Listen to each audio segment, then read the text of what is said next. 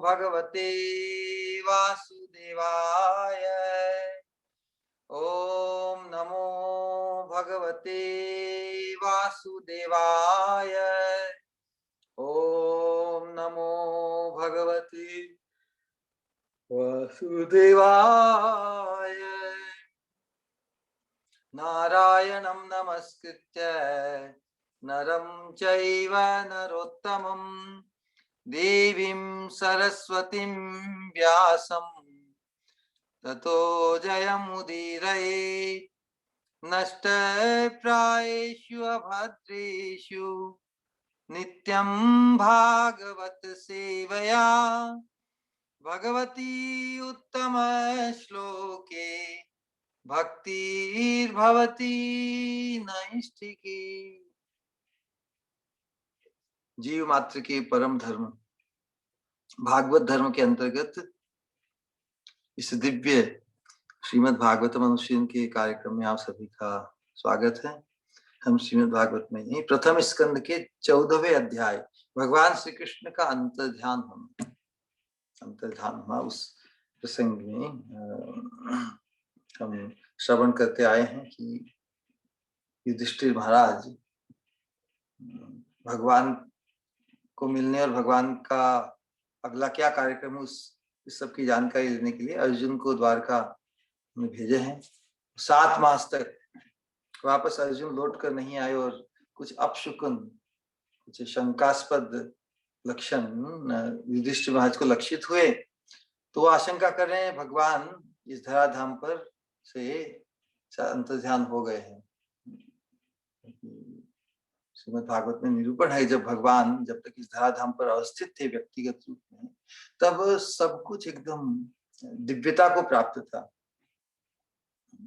सब कुछ सुचारू रूप से जो भी जिसका स्वभाव है प्रकृति के अंतर्गत, प्रकृति भी भगवान की अध्यक्षता में ही तो भगवान साक्षात प्रकृति के स्वामी भगवान स्वयं वहां पर अवस्थित थे। तभी कुछ और कुछ सहज ही वो अपना कार्य रेगुलर सीजन का आना और सभी ग्रह नक्षत्र सभी अपने ही बिल्कुल सहज भाव में अवस्थित थे। लेकिन जब भगवान कृष्ण का अंतर्ध्यान हो गया तो सभी जो कलयुग का प्रभाव है, कलयुग प्रकट हो गया और जो प्रकृति है भगवान की आज्ञा अनुसार समय और काल के अनुरूप युग के अनुरूप अपना प्रभाव दिखाएगी। तो भगवान कृष्ण की अवस्थित होने के कारण जो कलयुग खड़ा ही था अपने प्रभाव को दिखाने, लेकिन वो प्रभाव भी बिल्कुल अनुपस्थित था।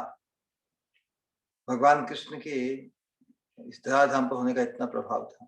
तो युधिष्ठिर महाराज तो भगवान कृष्ण के सानिध्य के कारण सभी कुछ अनुकूलता का अनुभव कर चुके थे। अब जब उन्हें लक्षण विपरीत प्रतीत हुए तब उन्हें आशंका हुई कि भगवान अंतर्ध्यान हो गए होंगे। अर्जुन भी नहीं आए, 7 महीने कोई संदेश भी नहीं आया, तो सभी शंका और जो लक्षणों का निरूपण करते हुए वो बता रहे हैं। तो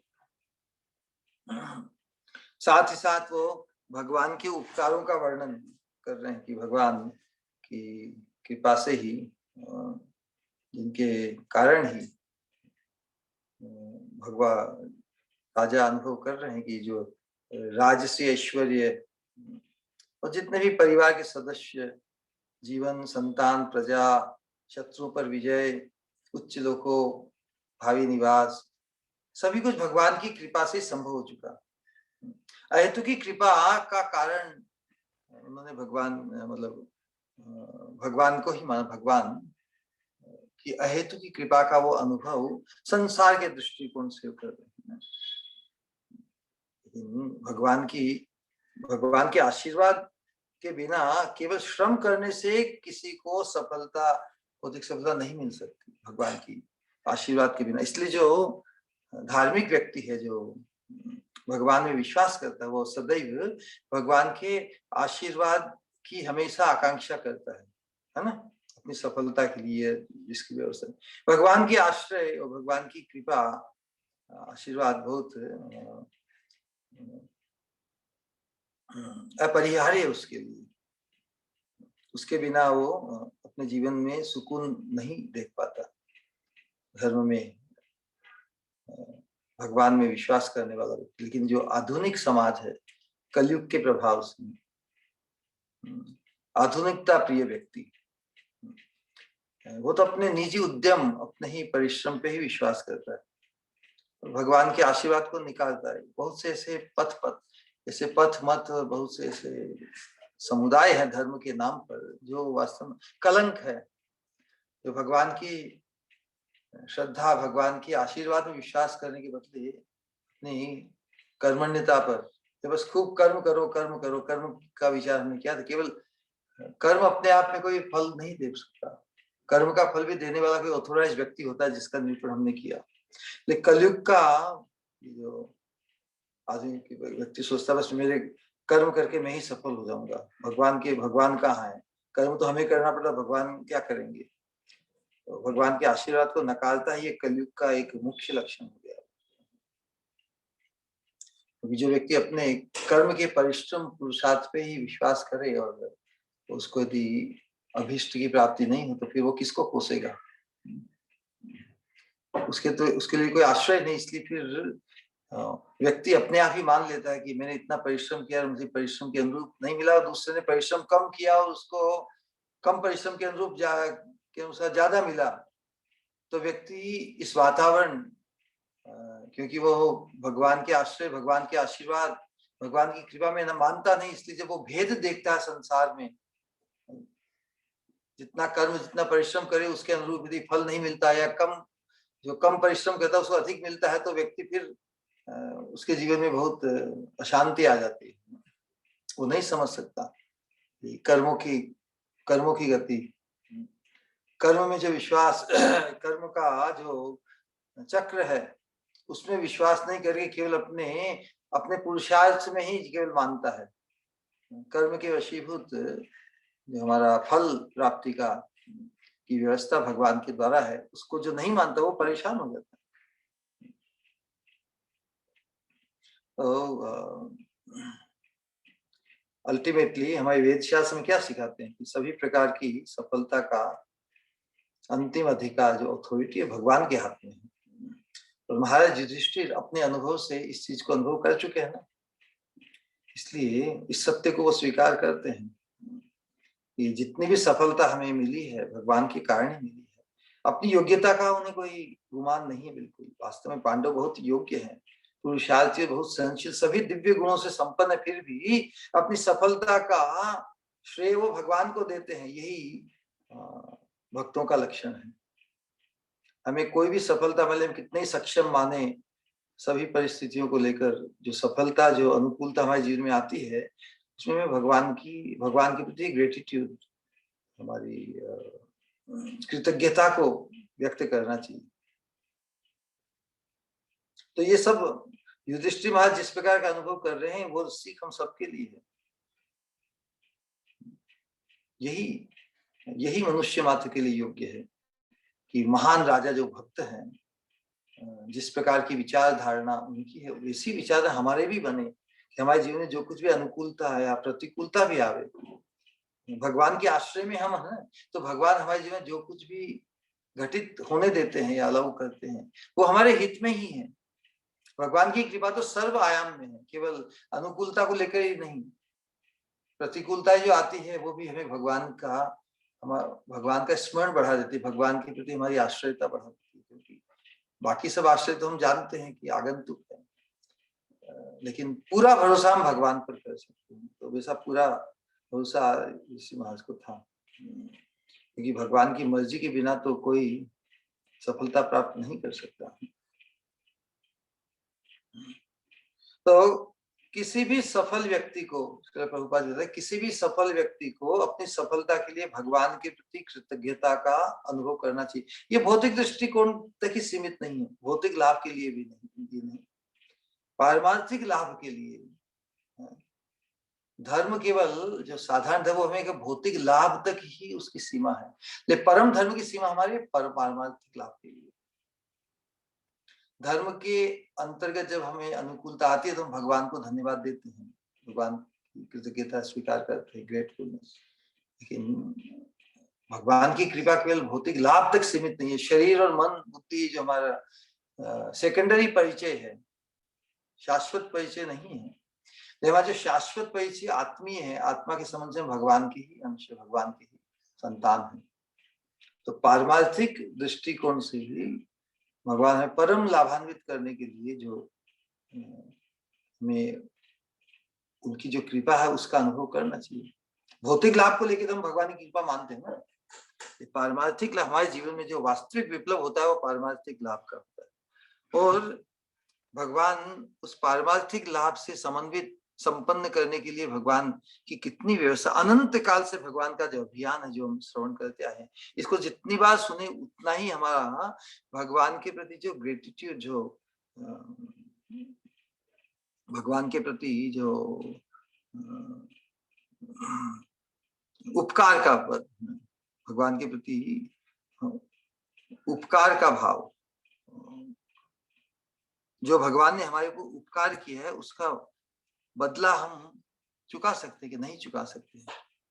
तो पारमार्थिक वरदान हमें जीवन में किस रूप में मिला है, इस चीज को समझना बहुत आवश्यक है आज के दिन। भौतिक जगत में तो भौतिक लाभ तो सभी जीवों को हो ही रहे हैं, कोई भगवान में माने चाहे नहीं माने, भगवान प्रार्थना करे या नहीं करे, लेकिन धर्म के अंतर्गत व्यक्ति जब भौतिक अनुकूलता आती है सुख की, तो भगवान को धन्यवाद देता है, लेकिन वो भगवान की अल्टीमेट कृपा नहीं है। भगवान की अल्टीमेट कृपा तो परमार्थ की जागृति है। भगवान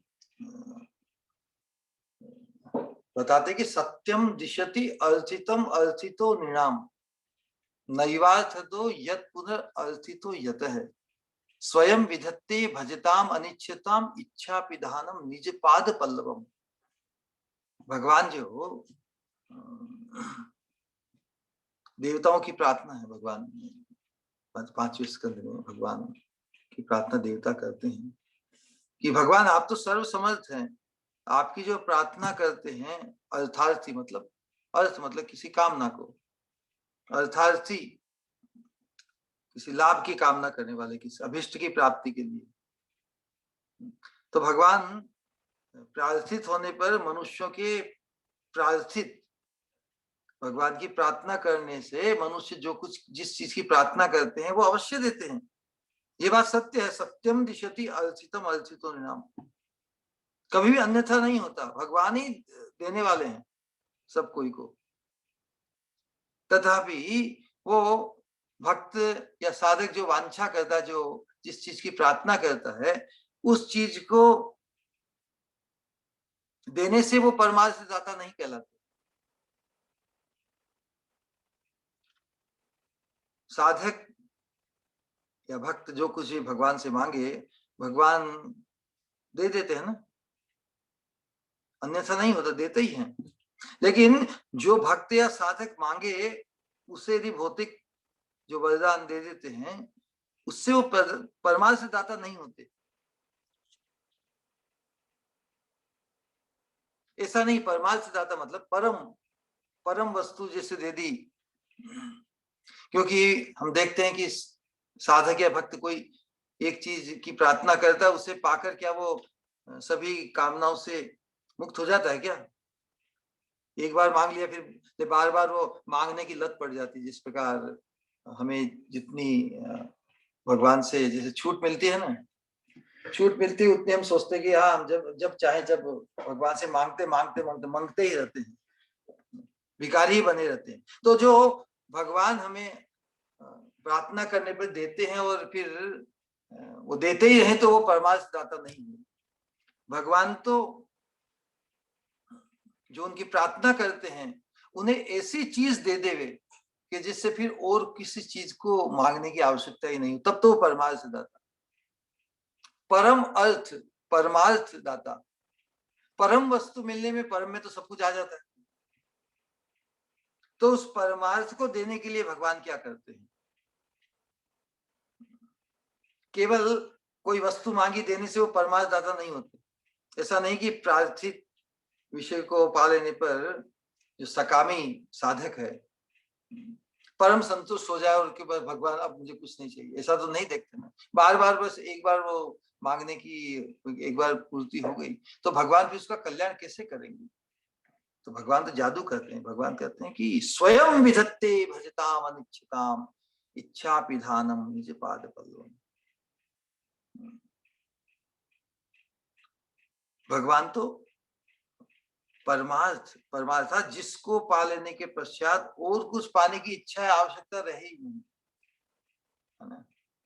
सत्यम दिशति अर्थितम अर्थितो नाम नैवार्थ तो यत पुनर्र्थितो यदि। भगवान तो ऐसी चीज देकर देंगे मांगने वाले को कि जिसे पाकर फिर उसको और मांगने की आवश्यकता ही नहीं, परमार्थ दे देंगे। वो परमार्थ देने का अर्थ क्या है? मतलब जिसको पा लेने के पश्चात और कुछ पाने की इच्छा या आवश्यकता ही नहीं रहे, ऐसी वस्तु।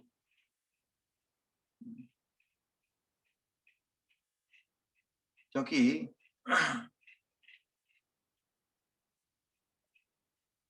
तो क्या भगवान केवल देने वाले ही कहलाते हैं? नहीं, भगवान तो परमार्थ को देने वाले हैं। जहां तक देने की बात है वो तो अपने आप को देने को तैयार है। स्वयं विधत्ते भजताम, जो भगवान का भजन करता है उसे तो अपना स्वयं को भी देने को तैयार। स्वयं विधत्ते भजताम अनिच्छताम, भले वो इच्छा नहीं करे। जो भक्त साधक भगवान में एकांतिक प्रार्थना करता है कुछ अभाव की पूर्ति करने के लिए, भगवान पे आश्रित है ना। भगवान विचार करते हैं कि मुझसे कुछ मांग रहा है तो मुझे उसे ऐसी चीज दूं कि और कुछ मांगने की इसकी इच्छा ही नहीं हो। तो प्रार्थना भले वो कुछ करे तो भगवान देंगे क्या? परमार्थ। इसलिए भगवान की जो पारमार्थिक कृपा है अद्भुत है। इसलिए भागवत में कहा कि अकाम है सर्व कामुवा मोक्ष काम उदार प्रेण भक्ति योगे ने यजित है पुष। एकांतिक कृष्ण भक्ति परायण होना पड़ेगा। भले हम सकाम भाव से हैं, मोक्ष की वासना हो, जो कुछ भी वासना हो, निष्काम हो, सब अवस्था में हम मांगेंगे यदि प्रार्थना व्यक्त करेंगे भगवान, केवल मात्र भगवान से कृष्ण की, तो फिर भगवान क्या दे उसका निर्णय वो करेंगे। भगवान करेंगे हाँ देखो अभावग्रस्त है, लेकिन अभावग्रस्त की पूर्ति के लिए मेरे पास आया है। भगवान उसे भिखारी नहीं रहने देंगे। क्यों? भगवान तो सबके परम पिता है ना। लोक में भी कहा जाता है यदि कोई व्यक्ति को किसी चीज का अभाव हो, यदि वो अपने पिता के पास जाए, पिता से कुछ मांगे, तो उसे भिखारी नहीं कहते। सही बात है ना। पिता के अलावा और किसी के पास जाए तो भिखारी है। तो भगवान तो इतने सर्वसमर्थ पिता है, इतने संपन्न पिता है, यदि संतान को किसी का अभाव हो और पिता के पास आवे तो भगवान के पास आने से ही भगवान तो रीझ जाते। क्या देखो और किसी आश्रय और किसी के पास नहीं जाकर जो परम आश्रय परम समर्थ की एकांतिक भक्ति का बड़ा जादू है, जो हर अवस्था में हर स्थिति में केवल भगवान के ही चरणों में शरणापन्न, भगवान के चरणों में ही माथा टिके, भगवान उससे ही रीझ जाते हैं।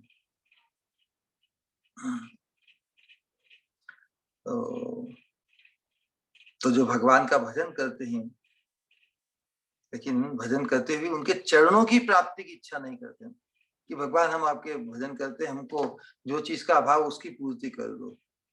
तो भगवान क्या करते हैं कि जो भगवान का भजन करते हैं कि उनके चरणों की प्राप्ति की इच्छा नहीं करते, तो भगवान लेकिन अपने आप ही विशेष कृपा पूर्वक उनकी अन्य कामनाओं को अंतर्धान कर देते हैं। तू मेरे पास आया है, मैं तुझे परम धन देने को, तू मुझसे टूटे कांच के टुकड़ों को मांग रहा है। शोभा देता है कि भगवान के पास जाके हम तुच्छ वस्तु मांगे। भगवान तो जो श्रेष्ठ वस्तु दे सकते हैं। कोई महान राजा हो और वो उसके राज्य में देखता है कि भाई लोग कैसे हैं, तो एक बार राजा इनकॉग्निटो मतलब छद्म वेश पे विचरण कर रहे थे, लोगों की प्रजा की क्या हालत है। तो रास्ते में भिखारी मिला और राजा ने कहा कि तुम्हें क्या चाहिए? कि मुझे 2 वक्त की रोटी चाहिए, 1 वक्त की रोटी मांगी। राजा उससे बोल रहे कि भाई तू तू तू मुझे जानता नहीं, मैं कौन हूँ? मैं राजा हूँ, तेरे राज्य का राजा हूँ, तेरे देश का राजा हूँ। राजा मतलब बहुत बड़ा आदमी, तो एक वक्त की रोटी मांग रहा है, कुछ और मांग ले। तो भिखारी बोलते ठीक है साहब, दो वक्त की रोटी दे दो। फिर और पूछा के बाद ठीक है 1 महीने की व्यवस्था कर दूं। तो राजा के महत्व, राजा की महिमा, राजा के ऐश्वर्य, राजा की कृपा, राजा के स्तर को नहीं जानकर ही वो भिखारी बना रहता है। लेकिन जो भगवान की महिमा जान जाए, वो फिर भगवान से टूटे कांच के टुकड़ों की भीख मांगेंगे, भगवान को ही पा जाएंगे। जो भगवान को पा जाएगा वो भगवान से भीख मांगेगा। जो भगवान को जान जाएगा वो भगवान से भीख मांगेगा। भगवान से भीख मांगना उनकी अवज्ञा होगी ना। लेकिन फिर भी भगवान जो भी उनके पास मांगने के लिए आता है उसे धन्य करते हैं। भले वो चरणों की प्राप्ति की इच्छा नहीं करे, फिर अपने आप विशेष कृपा पूर्वक उसकी अन्य सभी तुच्छ कामनाओं को अंतर्धान कर देते हैं। इच्छा पिधानम निज पाद पल्लव, इच्छा पिधान, सभी इच्छाओं को अंतर्धान कर देते हैं। ये अध्याय भी चल रहा है भगवान श्री कृष्ण का अंतर्धान होना, और भगवान कृपा करके अपने भक्तों की, साधकों जो एकांतिक भाव से भगवान का भजन करते हैं, उनकी अन्य कामनाओं को अंतर्धान करने वाले।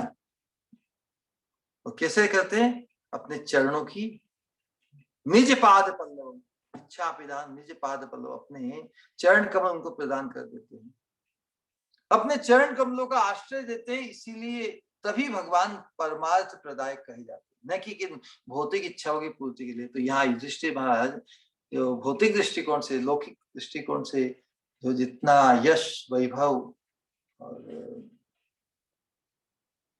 जो कुछ प्राप्त हुआ, लेकिन अल्टीमेटली तो, और युधिष्ठिर महाराज तो भगवान के आश्रय को प्राप्त है। ये हम सबके लिए है कि हम भी भगवान के चरणाश्रित होने का जो सौभाग्य भगवान हमें देना चाहते हैं,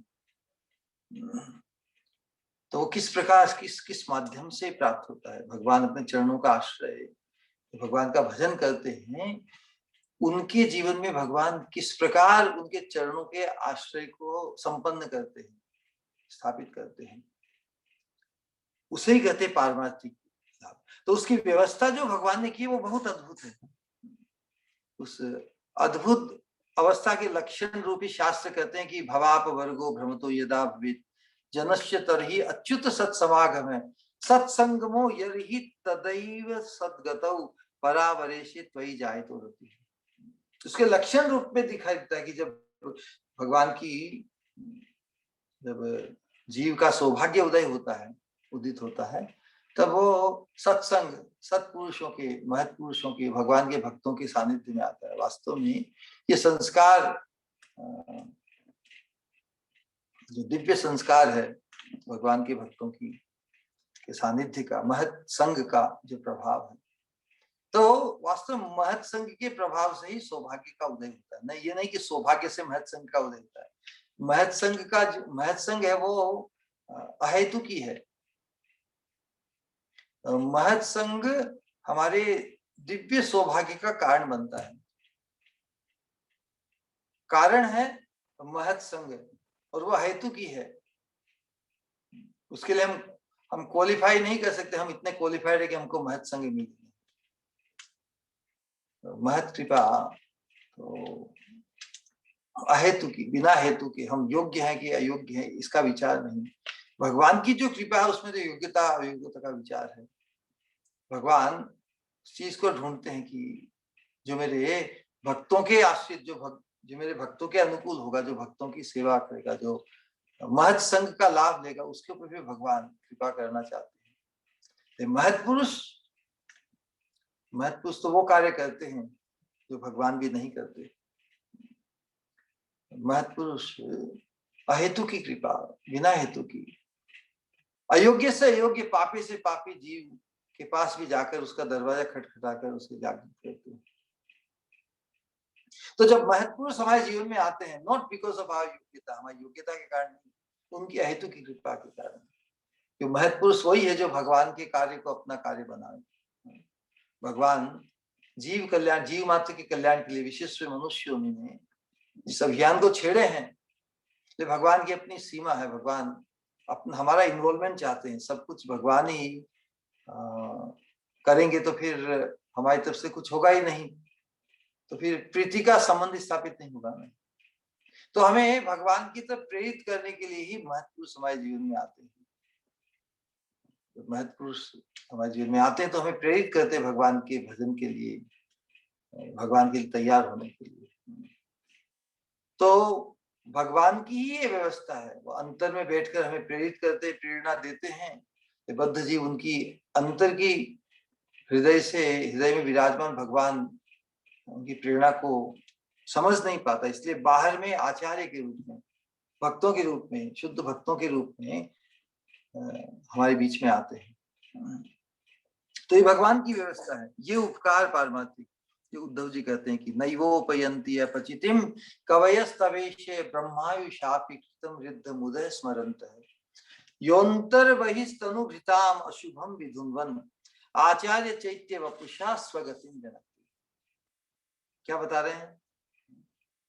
महत कृपा, ये भगवान की इच्छा को ही प्रकाशित करने के लिए महत्पुरुषों की कृपा हमारे जीवन में प्रवेश करती है। लेकिन ये व्यवस्था भगवान की है, क्योंकि महत अर्थात जो भगवान का है, जो भगवान की इच्छा को क्रियान्वित करे बद्ध जीवों के अंतर्गत। तो महत कृपा, भगवान की करुणा है, भगवान की जो कृपा है उसको धारण करते, इसलिए उसको महत्पुरुष कहते हैं।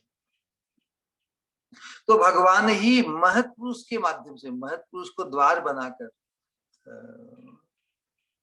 महत्पुरुष के रूप में ही जीवों को परमार्थ देने के लिए, परमार्थ प्रदान करने के लिए हमारे जीवन में आते हैं। तो उद्धव जी भगवान से यही कहते हैं, नैवोपयन्ति अपचितम् योऽन्तर बहिस्तनुभृताम्। योऽन्तर बहिः मतलब बाहर में गुरु रूप से, दीक्षा गुरु रूप से। उद्धव जी यही कहते हैं भगवान बाहर से आप दीक्षा गुरु, योऽन्तर बहिस्तनुभृताम्, तनुभृताम् मतलब बद्ध जीव के लिए बाहर में आप दीक्षा गुरु रूप से क्या करते हैं? तत्व उपदेश देते हैं। और दीक्षा गुरु ही हमारे मुख्य शिक्षा गुरु भी हैं। दूसरे जो वैष्णव वो शिक्षा गुरु है, शास्त्र भी हमारी शिक्षा गुरु है, अंतर्यामी परमात्मा भी शिक्षा गुरु है। तो बाहर में तो प्रकट जो होते हैं मुख्य रूप से हमारे जीवन में, वो है दीक्षा गुरु तत्व उपदेश के द्वारा। तो अंतर में अंतर्यामी परमात्मा रूप से। योऽन्तर बहिस्तनुभृताम् अशुभम विधुन्वन्, अशुभ का नाश करते हैं। किस प्रकार भगवान करते हैं कि एक तो परमात्मा रूप से जब हम इस सत्पुरुष का संग सानिध्य करते हैं तो भगवान हमें अच्छी प्रेरणा देते हैं, प्रेरित करते हैं, हाँ तू सही काम कर रहा है, ये तू सही रास्ते पे आ गया है। तो शुभ कार्य में प्रवृत्ति के द्वारा आप ही जीवों की भक्ति के प्रतिकूल शुभ कार्य में हम प्रवृत्त होंगे तो जो अशुभ कार्य उनके भटकाव से बच जाएंगे ना, एक साथ है। तो अशुभम विधुन्वन्, जो अशुभता, इतनी अनंत अशुभता, पाप, आचार, अनीति, काम, क्रोध, लोभ, मोह, मद, मात्सर्य के आवेश, ये सब अशुभ है ना। तो अशुभम विधुन्वत्, उन अशुभों को नष्ट किस प्रकार करते हैं भगवान? शुभ कार्य में हमें प्रेरित कराकर, महत्पुरुष के प्रति हमें श्रद्धा उत्पन्न कराकर प्रेरित करते हैं, हाँ तू सही काम कर रहा है। तो शुभ कार्य में प्रवृत्ति के द्वारा भगवान आप ही भक्ति के प्रतिकूल जितनी वासनाएं हैं, जितने विषय हैं, उनको दूर करते हैं और अपनी तरफ मोड़ते हैं। स्वगतिम व्यनक्तिम, अपने स्वरूप का परिचय कराते हैं। कितना बड़ा उपकार! अनंत काल से भगवान का यह अभियान जीव को धन्य करने के लिए अंतर्यामी रूप से वो प्रेरित करते हैं और बार बार बाहर में गुरु रूप में, दीक्षा गुरु रूप में प्रकाशित होते हैं। जब तक जीव शुद्ध भक्ति के सोपान पर नहीं आए तब तक वो उसके पीछे उसका संग, उसका हाथ नहीं छोड़ते, कि परमात्मा का स्थान इस भौतिक जगत में है ना, हाथ पकड़ के हमारे पास बने रहते हैं। जब तक हम भगवत धाम को प्राप्त नहीं करते तब तक हाथ नहीं छोड़ते। भगवत धाम में फिर परमात्मा की आवश्यकता नहीं, परमात्मा रूप का आविर्भाव भगवत धाम में नहीं, क्योंकि भगवत धाम में तो भगवान साक्षात अपने मूल रूप से है। इसको समझाने के लिए कहा जाता है ना कि परमात्मा हमें वैसा ही साथ देते हैं संसार में, जिस प्रकार मेले में कोई कोई पिता अपने पुत्र का, संतान का हाथ पकड़, अंगुली पकड़ कर साथ साथ चलते हैं ना, जब तक वापस घर नहीं आ जाए तब तक अंगुली छोड़ते नहीं, क्योंकि मेले में बहुत से भटकाव प्रलोभन है, बद्ध जीव अनेक प्रलोभनों में आ जाते हैं, फिर भी उसका हाथ तो नहीं छोड़ते, बोले वो कितना भटकेगा कितना, लेकिन हाथ नहीं छोड़ते जब तक भगवत धाम में वापस नहीं, जब तक भगवत धाम में वो पहुंच नहीं जाता तब तो उसका हाथ नहीं छोड़ते। तो उसी प्रकार परमात्मा भी हाथ तो नहीं छोड़े, लेकिन भटका ही रहे, भटका भी रहे, लेकिन उसका जो भटकने को मिटाते हैं, सावधान करते हैं, उसे सही लक्ष्य की तरफ मोड़ते हैं। बाहर में आचार्य बनते, आचार्य चैत्य वपुषा स्वगतिम व्यनति। भगवान का ऐसा उपकार है कि उद्धव जी कहते हैं कि ब्रह्मायुष्यात कृतम रिद्धम उदय स्मरंत, कि कोई सर्वज्ञ होकर, ब्रह्मविद या ब्रह्मा जैसा निपुण, चार माथे वाला, बहुत बुद्धिमान कवि होकर भी, लंबी आयु पाकर भी भगवान की इस उपकार का बदला नहीं चुका सकता। किंतु आपके उस उपकार का स्मरण करने मात्र से उसका आधार और कृपा का और अधिक अनुभव होता है। भगवान की कृपा का जब अनुभव करता है जीव सत्संग के माध्यम से, और जब उस कृपा का प्रति उपकार करना चाहता है, तो उस उपकार का स्मरण करने मात्र से ही, टू एक्नोलेज, स्मरण करना मतलब टू एक्नोलेज कि भगवान की मुझ पर इतनी कृपा है, ऐसा एक्नोलेज करते ही भगवान की और अधिक से अधिक कृपा उससे बरसती दिखती है। क्या करे, उसका वो जो ऋण, उससे वो ऋण नहीं हो सकता, क्योंकि भगवान का भजन और सेवा करने पर भी जीव 24 घंटा भजन और सेवा करने पर भी उससे ऋण से ऋण नहीं हो सकता, उस उपकार का प्रति उपकार नहीं कर सकता, बल्कि और अधिक ऋणी होता जाता है। कि जैसे भजन में वो आग्रह, भगवान की उपकार का बदला चुकाने के लिए ओब्लाइज्ड होकर जब वो भगवान का भजन करता है, तो उससे भगवान की और कृपा बरसती दिखती है। और अधिक उपकार भगवान ये करते हैं कि नित्य नवीन वर्तमान परमानंद की प्राप्ति अनुभव होती है। तो कहा तो प्रति उपकार करना चाहिए, और उपकार के भार में और भी और धंसता जाए, और भी डूबता जाए।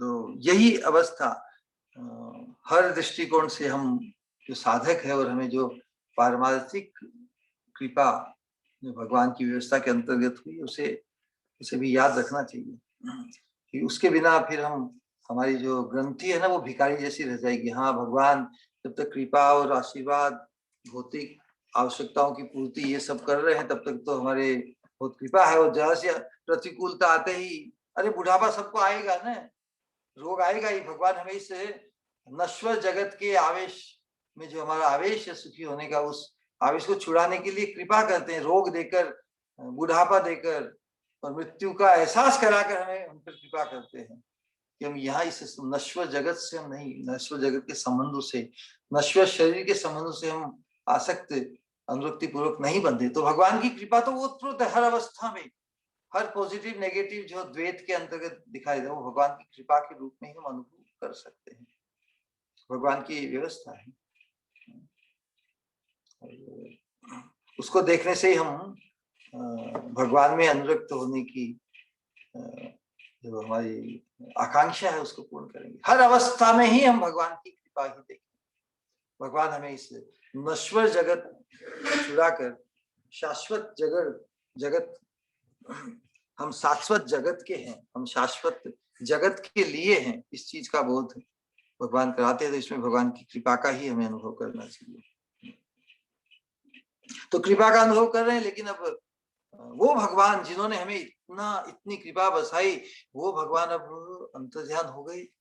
अरे अब उनके संग से, उनकी कृपा से हमें वंचित होना होगा, इस आशंका को लेके वो आगे बढ़ा रहे हैं। तो अनेक प्रकार के जो देवी प्रभाव पृथ्वी की प्रक्रियाएं, शारीरिक वेदनाओं के कारण जो उत्पन्न होने वाली जो खतरनाक आपदाएं, ये सब आने वाली है। वास्तव में ये तो जीवन की यात्रा में सबको अनुभव होता है ना, परेशानियां सभी को झेलनी पड़ती है। तो यहाँ पे युधिष्ठिर महाराज थोड़े भावुक होकर विशेष रूप से भगवान की के अंतर्ध्यान को का अनुभव करते हुए बता रहे हैं कि पश्चोत्पातन नर व्याघ्र दिव्यान भौमान सदैही कान दारुणान संसतो दूरात भयम वो बुद्धि मोहन। तो यही है जो आधि भौतिक संसार की जो वर्तमान कलयुग के प्रभाव से जो संस्कृति है, वास्तव में संस्कृति की उन्नति के नाम पर तो आपदाएं बढ़ी है ना। उन्नति किसे कहते हैं? वास्तविक उन्नति उसे कहते हैं जिसमें जो फंडामेंटल जो समस्या है उसका समाधान हो ना। लेकिन जो आधुनिक सभ्यता के नाम पर जो हम भौतिक उन्नति करते हैं, भौतिक उन्नति के नाम पर हमें समस्याएं बढ़ी है, मन का सुकून नष्ट हुआ है, शांति अशांति भी बदल गई है। भौतिकता के आधार पर, भौतिकता के मापदंड पर जो हम प्रगति हम अनुभव कर रहे हैं, उससे क्या हमें जीवन में शांति सुकून बढ़ा है कि घटा है? घटा है ना। भौतिक उन्नति को ही हम वास्तविक उन्नति केवल माने, पारमार्थिक उन्नति, चेतना का विकास, दिव्यता के, तो फिर जो भौतिक आयाम पर, भौतिक मापदंड की जो प्रगति, वो प्रगति वो अवनति है। शरीर की, मन की वेदनाएं बढ़ी है। तो जो भौतिक प्रकृति है, प्रकृति के अंतर्गत जो जो पहलू है, नक्षत्रों का प्रभाव, उसके कारण अनेक विपत्तियां आती है। अत्यधिक गर्मी पड़ती है, अत्यधिक सर्दी पड़ती है, वर्षा या सूखा आता है, रोग महामारी, इसका हम बार बार अनुभव करते हैं ना। तो ये बार बार हम, और इसका परिणाम क्या है? मानसिक और शारीरिक क्लेश है ना। इनके साथ समाधान कैसे किया जाए? ये तो व्यवस्था सबके लिए है, ये नहीं कि जो भक्त या साधक या भगवान के आश्रित नहीं, उसके जीवन में ये नहीं आती, लेकिन वो उनको झेल पाता है। जो भगवान के आश्रित है वो फिर शारीरिक और मानसिक तो कैसे हर परिस्थिति में उसका समाधान रहता है। आधुनिक विज्ञान और जो भौतिक जगत की प्रगति है, इन मूलभूत समस्याओं का कोई समाधान नहीं दे पाई हमें। लेकिन जो भगवान के प्रति भक्ति संपन्न हो जाता है, भगवान के आश्रित होकर, वो इस शरीर की नश्वरता और मानसिक क्लेश है उससे निपट सकता है, क्योंकि हर स्थिति परिस्थिति को वो भगवान की व्यवस्था के अंतर्गत, भगवान की कृपा के रूप में देख पाता है। मेरा भगवान के साथ शाश्वत संबंध, मेरा जो बॉन्ड है, मानसिक कलह है, मानसिक परेशानी उसी व्यक्ति को होती है जिसे परम आश्रय रूप भगवान आश्रय नहीं मिला। लेकिन जिसे भगवान के आश्रय का पता पड़ गया, उसे तो बहुत राहत होती है ना। Relief, he feels relief, relief होती है। वो संसार के भौतिक शरीर और मन को लेकर जो क्लेश, उससे अभिभूत नहीं होता, उनसे दुष्प्रभावित नहीं होता, उतना विचलित नहीं होता। विचलित हुए बिना अपने कर्तव्यों का निर्वाह कर सकता है व्यक्ति, जो भगवान के परम आश्रय को अंगीकार करता है, श्री गुरु पादाश्रित होकर। क्योंकि जो भगवान के आश्रय को प्राप्त हुए हैं, उनके आश्रित हमें होना है ना। जो नारायण परायण है, जो भगवत परायण, उनके परायण हमें होने से हम भी भगवान की कृपा को पूर्ण रूप से अनुभव कर सकेंगे। धर्म के अंतर्गत हम भगवान की कृपा का अनुभव आंशिक रूप से करते हैं, लेकिन जिन्होंने भगवान की पूर्ण कृपा का अनुभव किया है, हर परिस्थिति स्थिति में। वैसे महतजन श्री गुरु वर्ग शुद्ध वैष्णवों के, शुद्ध भक्तों के जब आश्रित होंगे तो हमें क्या लाभ होगा? हम भगवान की कृपा का पूर्ण आयाम, हर अवस्था भगवान की कृपा ही है, हर घटना अच्छी घटना ही है। हम भगवान की कृपा का आधे आधे आधी दृष्टि से नहीं, एक दृष्टि से नहीं, सभी दृष्टि से भगवान की कृपा ही अनुभूत करेगी। जब भगवान के चरणाश्रित हो जाते हैं, भगवान के जो चरणाश्रित उनके आश्रित होने होकर, तो फिर हर अवस्था में भगवान की कृपा का अनुभव कर सकते हैं। भगवान यही बात भगवत गीता में दोहराते हैं कि देवी हेषा गुणमयी मम माया दुरत्यया।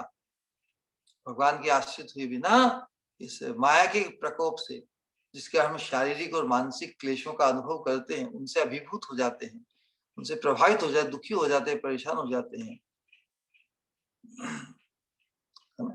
होपलेस हो जाती है हमारी सिचुएशन, डिप्रेशन में चले जाते हैं, क्या होगा, चिंताग्रस्त, दुख, शोक, मोह, भय के वशीभूत हो जाते हैं। तो जो भगवान के पूर्ण आश्रित है, वैसे वैष्णवों के, वैसे महत पुरुष के जब आश्रित हो जाते हैं तो हमें भी भगवान के आश्रय का जो परम लाभ, हमारा दृष्टिकोण बदल जाता है। हम हर स्थिति परिस्थिति को भगवान की कृपा के रूप में देख पाते हैं।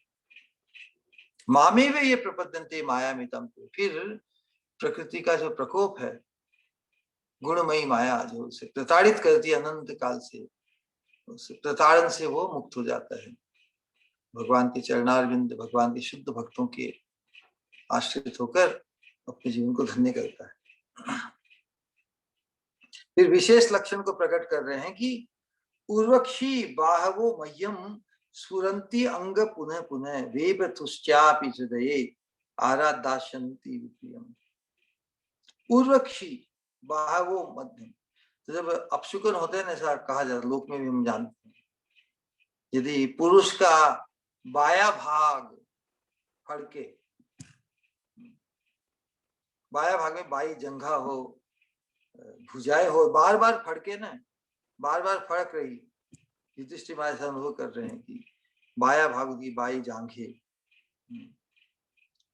तो कहेगी वेपथुश्चापि हृदय, हृदय में भय का,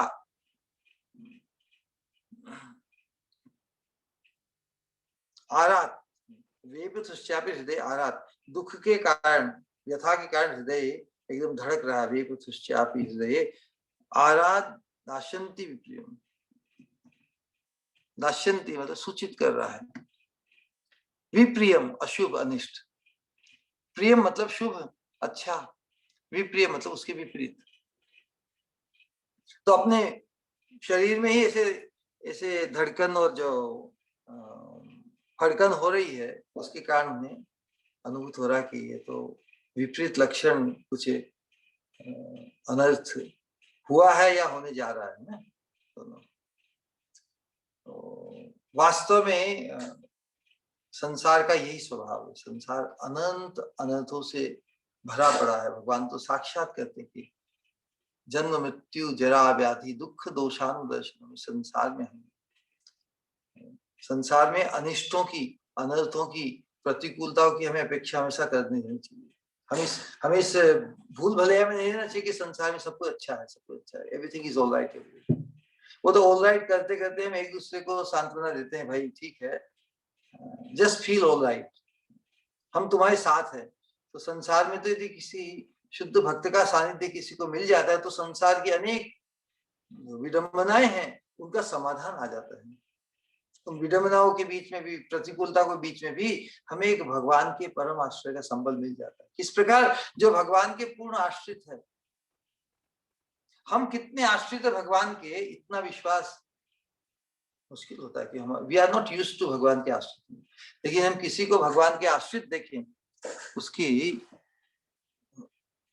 व्यवहार, उसकी वाणी, उसके चिंतन, उसकी मनस्थिति को भाप यदि हम जाएं, उसकी दिव्यता को यदि हम अनुभव करें, तो उसमें हम अपने आप से अधिक विश्वास कर सकते हैं। कभी ऐसा सुना है कोई व्यक्ति स्वयं से और किसी पर अधिक विश्वास करे? ये पारमार्थिक कनेक्शन है ना, भगवान की कृपा हमारे जीवन में जिसके माध्यम से होती है, उसके ऊपर ही हम स्वयं से भी ज्यादा विश्वास करते हैं, करना चाहते हैं, वो कर देते हैं। जो हम स्वयं जिस निर्णय को नहीं ले पाते शरणागति का, किसी भगवान से संबंधित, भगवान में अनुरक्त, भगवान के आश्रित रूप में किसी का हम परिचय पाते हैं, तो हम उसके आश्रित होने में कोई संकोच नहीं करते। यही भगवत पादाश्रय है। हम भगवत पादाश्रित कैसे होंगे? जो भगवान के पादाश्रित है उसे पहचान कर, फिर उसके मार्गदर्शन के अनुरूप मार्गदर्शन हम तभी स्वीकार करेंगे जब हमें स्वयं से ज्यादा उस पर विश्वास हो। वही महत्पुरुष का आगमन है। किसी व्यक्ति के आचरण से, उसकी वाणी से, उसके व्यवहार से उसके प्रति स्वयं से अधिक विश्वास जागृत हो, बहुत दुर्लभ है ना। संसार में हम स्वयं से ज्यादा किस पे विश्वास करते हैं? कुछ समय के लिए करते हैं, जब तक हम किसी के आश्रित हो या हमारे कोई आश्रित हो, लेकिन उसकी भी एक सीमा होती है। फिर बाद में कुछ विपरीत अनुभव होता है तो हम उस विपरीत अनुभव को छोड़ नहीं पाते, उसको भुला नहीं पाते। लेकिन महत्पुरुष का संग, श्री गुरु पादाश्रय, ऐसा होता है कि उसमें हम स्वयं से अधिक उस व्यक्ति पे विश्वास करना चाहते हैं, वो करते हैं, उसके अनुरूप हमारे जीवन को भी ढालते हैं।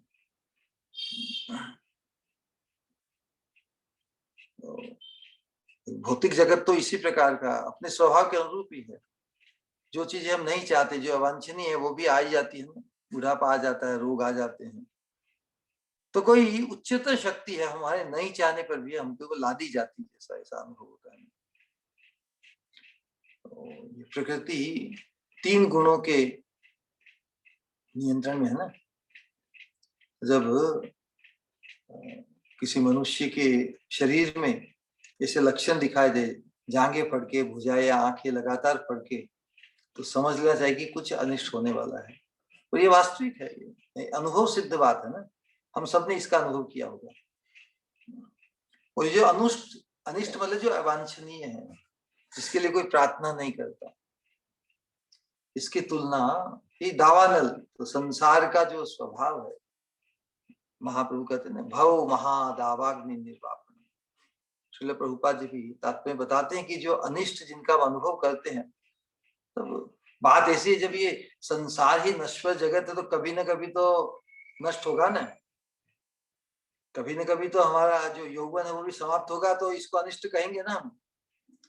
कभी कभी जो बुढ़ापे में तो ये अनिष्ट है, स्वस्थ शरीर भी रोगी हो जाए, रुग्ण हो जाए, ये अनिष्ट है कि नहीं? हम हमेशा जीना ही चाहते हैं, मृत्यु आएगी अवश्यम भावी, तो ये भी अनिष्ट है।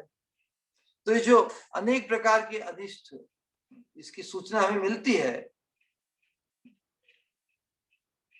तो ये अनिष्टों के कारण ही हमारे, हम नहीं चाहते हुए भी हम पे लादी जाती हैं ये अनिष्ट। दावाग्नि कभी सुना होगा, जंगल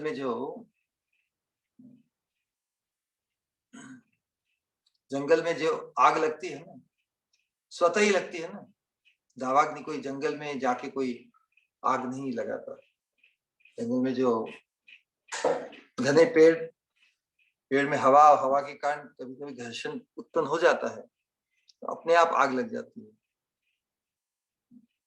तो ये जो इस आग का अनुभव अनंत काल से, कर्म भी अनादि है ना। कोई व्यक्ति ऐसा विचार करे कि अनादि काल से जो अनेक योनियों में हम भटक रहे हैं, तो अनादि काल से तो फिर अलग अलग योनियां कैसी? अनादि काल से हम जो अनेक योनियों में भटक रहे हैं,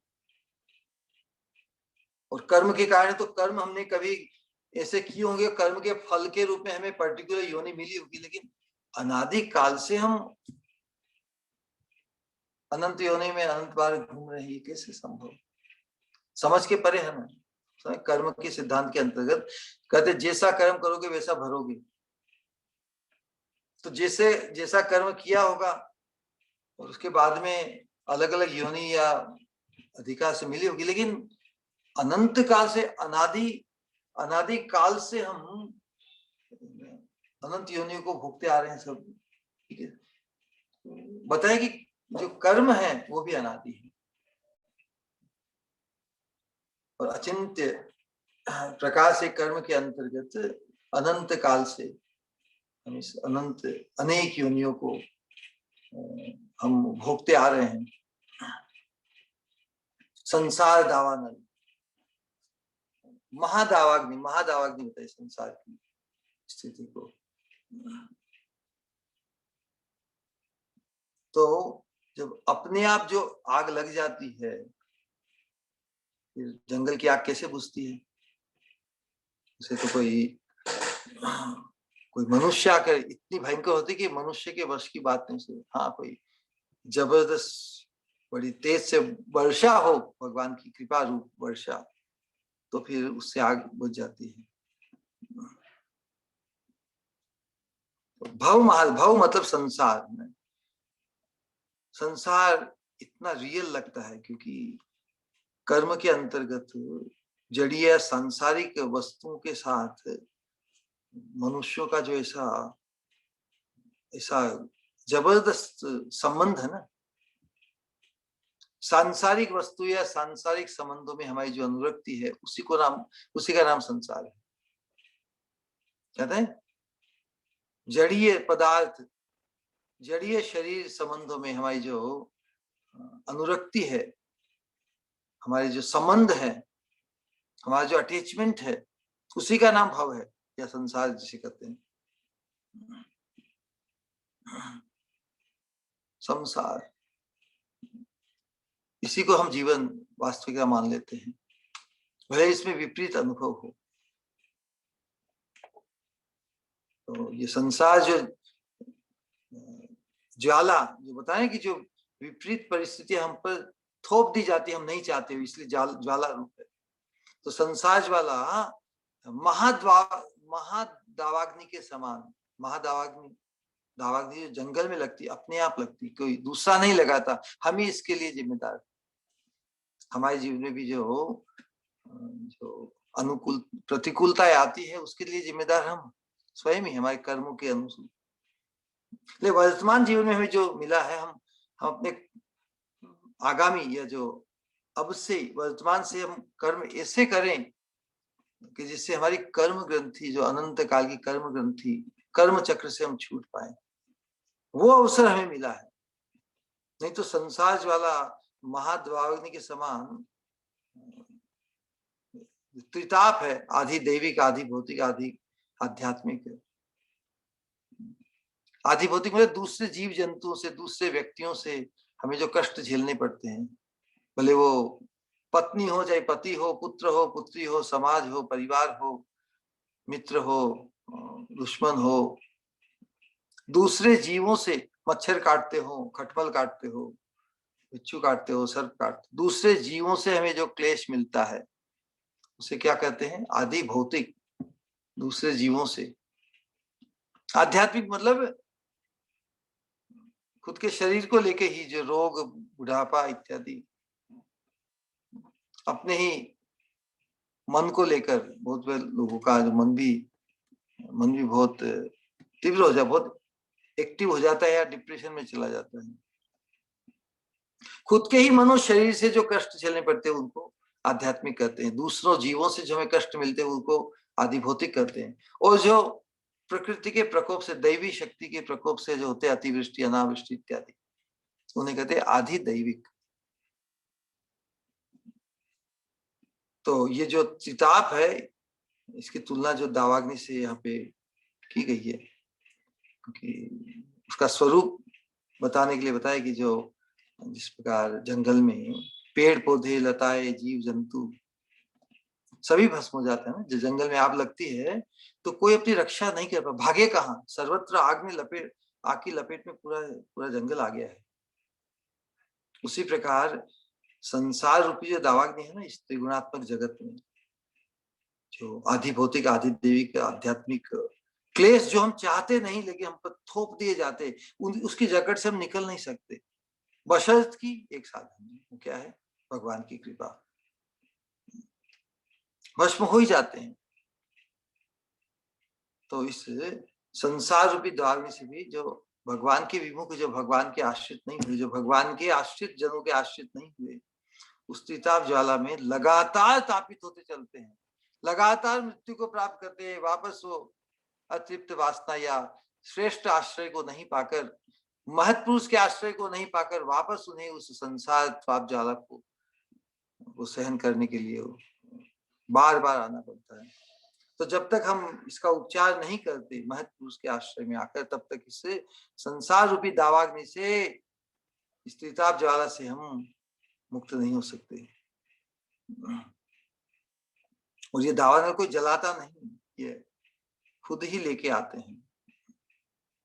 उसी प्रकार हम जीवों की जो संसार ज्वाला भी, चित्त में जो दुर्वासनाएं हैं, दुर्वासनाओं के कारण जो एक दूसरे के पास हमारे जो खटपट कॉन्फ्लिक्ट्स और क्लेशेस होते हैं, क्लेशमय कर्म,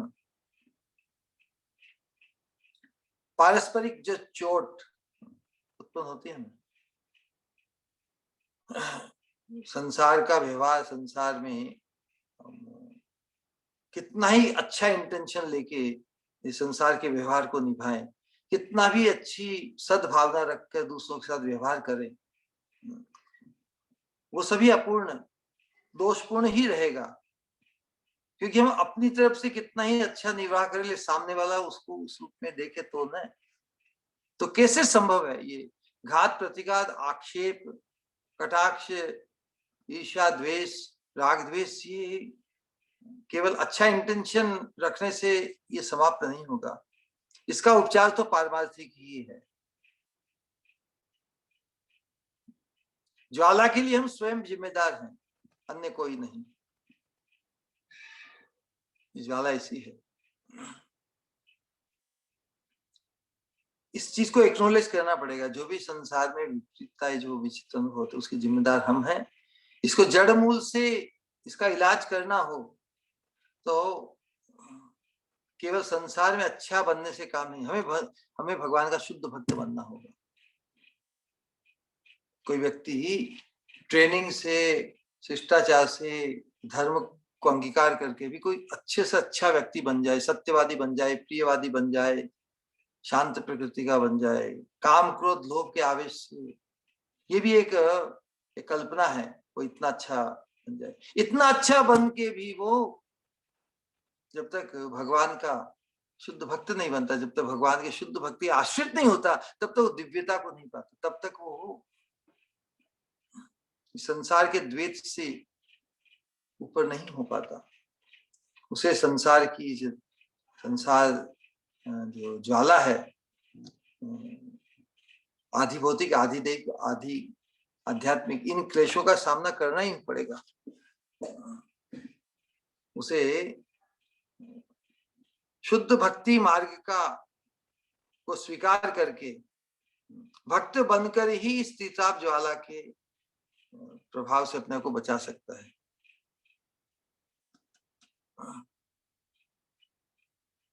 वास्तव में इस चीज को हमें समझने की बहुत आवश्यकता है। प्रभुपाद जी बताते हैं कि भौतिक संसार में हम अपनी बुद्धि से कितनी भी योजनाएं बनाएं,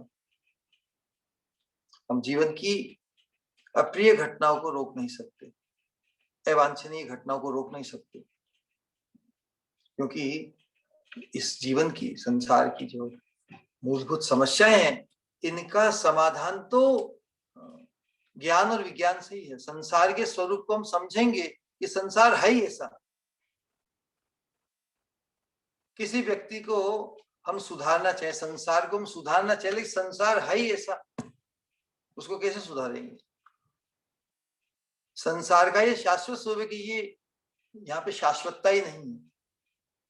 संसार तो नश्वर ही है। संसार की अच्छी से अच्छी परिस्थिति, अच्छे से अच्छा संसार का सुख भी आगंतुक है, प्रारंभ और अंत है। ये संसार है ही ऐसा। तो हम संसार में नित्य सुखी होने की जो योजनाएं बनाए, संसार तो अपने स्वभाव से परिवर्तनशील, और जो विपरीतताएं हमें शरीर को लेकर, मन को लेकर, दूसरे जीवों को लेकर, अपने कर्मों को लेकर, प्रकृति की प्रकोप को लेकर, इनको मिटा नहीं सकते। ऐसी विपत्तियां तो केवल भगवत कृपा से ही दूर की जा सकती है। तो भगवत कृपा के कॉन्सेप्ट, भगवत कृपा का कॉन्सेप्ट, भगवत कृपा की महिमा जिसके जीवन में प्रकाशित नहीं हुई, वो तो दुखी रहेगा, वो संसार दावानल से मुक्त नहीं हो सकता।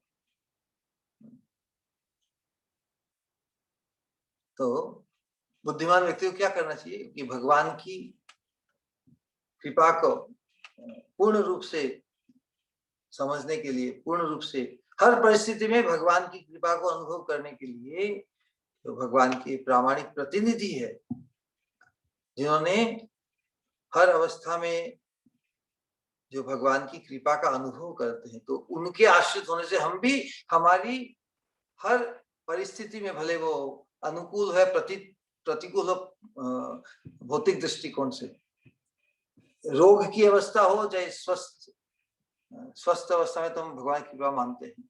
रोग की अवस्था में और बुढ़ापे की अवस्था में, हर अवस्था में हम इस भगवान की कृपा को अनुभव कर सकते हैं।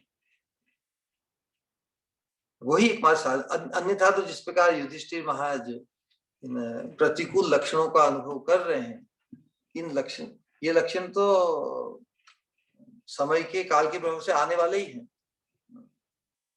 आने वाले ही हैं। तो सीख क्या दे रहे हैं कि हम भी यदि भगवान के चरणाश्रित रहें, भगवान का स्मरण करें, तब हम इनके दुष्प्रभाव से बच जाएंगे। युधिष्ठिर महाराज तो भगवान के पूर्ण आश्रित हैं, लेकिन इसके माध्यम से वो सीख दे रहे हैं कि जो भगवान के आश्रित नहीं है, उनको ये कलयुग के जो लक्षण है ये अभिभूत करेंगे। तो लक्षणों का निरूपण अब कुछ श्लोकों में कर रहे हैं। शिवै शोदंत मादित्यम अभिरोत्य आनना मामंग सारमेयोयम अभिरेभत्य भीरुवत्। भीम को करेंगे, हे भीम जरा देखो तो यह सियारिन किस तरह उगते हुए सूर्य को देखकर रो रही है। लक्षण बता रहे हैं कलयुग के आगमन के। और अग्नि उगल रही है, और ये कुत्ता किस तरह निर्भय होकर मुझ पर भूंक रहा है। ये विपरीत लक्षणों का है। अपशुकन ना, सियारिन किस तरह उगते हुए सूर्य को देखकर रो रही है। उगते हुए सूर्य को देख के तो सब खुशी प्रकट करते हैं, उगते हुए सूर्य को देख के जो रोए, मतलब ये अपशुकन है, अपशकुन है। और कुत्ता निर्भय होगा, कुत्ता तो मनुष्य से डरता है ना। कुत्ता यदि किसी के सामने होकर निर्भय होकर मुझ पर भूख रहा है, भगवान राजा है, युधिष्ठिर महाराज तो राजा है, और राजा का तो जो प्रभाव भी इतना होता है जबरदस्त, और उसके सामने कुत्ता आके आंख में आंख डाल के उसके सामने मुंह पर भूखे, तो ये अपशकुन है। शस्तः कुर्वन्ति माम सभ्यम दक्षिणम पशवो परे वाहश्चे पुरुष व्याघ्र लक्ष्यते रुद्धो मम। हे भीमसेन, हे पुरुष व्याघ्र, अब गाय जैसे उपयोगी पशु मेरी बाई ओर से निकले जा रहे हैं। बाई ओर, हम जब परिक्रमा करते हैं ना, तो दाई ओर परिक्रमा करते हैं कि नहीं? लेकिन गाय जैसे उपयोगी पशु मेरी बाई ओर से निकले, समझ रहे हैं? गाय जैसे उपयोगी पशु मेरी बाई ओर से निकल रहे हैं। यदि हम रास्ते में जा रहे हैं और गाय हमारी बाई ओर से निकली, तो गाय हमारी परिक्रमा कर रही है। समझ आ रही है इस चीज को? हम वृंदावन की परिक्रमा करते हैं ना, हमें बार बार अनुभव होता है। तो जहां भी गौ माता दिख रही हो, आ रही हो, खड़ी हो, हम गौ माता की परिक्रमा करते हुए जाते हैं। मतलब गौ माता के दाहिने होकर जाते हैं, तो हमारे भी गौ माता दाहिने रहेगी ना। यदि हम जिस वस्तु की, व्यक्ति की परिक्रमा करते हैं वो हमारे दाहिनी ओर ही होगा कि नहीं? यदि बाई ओर होगा तो हम उसकी, वो हमारी परिक्रमा कर रहे हैं। परिक्रमा तो हमें करनी है गौ माता की। गौ माता हमारी परिक्रमा करे तो अपशुकन है। इसलिए हमारे साथ जो भी परिक्रमा करते हैं, हम ये आग्रह पूर्वक, जब भी गौ माता दिखती है तो हम उसकी परिक्रमा करते जाते हैं, तो ये अपशुकन है। तो गौ माता को अपनी बाई ओर से निकलने देना ये अपशुकन है। गौ माता जहां भी दिखे हर संभव उसकी परिक्रमा करके ही जाते, उसके दाहिनी ओर हम जाएंगे तो गौ माता हमारे भी दाहिनी ओर। समझ आ रही है बात? और गधे जैसे निम्न पशु मेरी प्रदक्षिणा कर रहे हैं। किसकी परिक्रमा करनी चाहिए? गौ माता की। लेकिन कोई हमारी प्रदक्षिणा करे, गधे जैसे निम्न पशु। मेरे घोड़े मुझे देखकर रोते प्रतीत होते हैं। मृत्यु दूत है कपोतोयम उलुक है कंपयन मन है प्रत्युलुकश्च कुवानैर विश्वम वै शून्यम इच्छते। जरा देखो तो यह कबूतर मानो मृत्यु का दूत हो। उल्लुओं तथा उनके प्रतिद्वंदी कौओं की चीख मेरे हृदय को दहला रही है। ऐसा प्रतीत होता है मानो वे संपूर्ण ब्रह्मांड को शून्य बना देना चाहते हैं।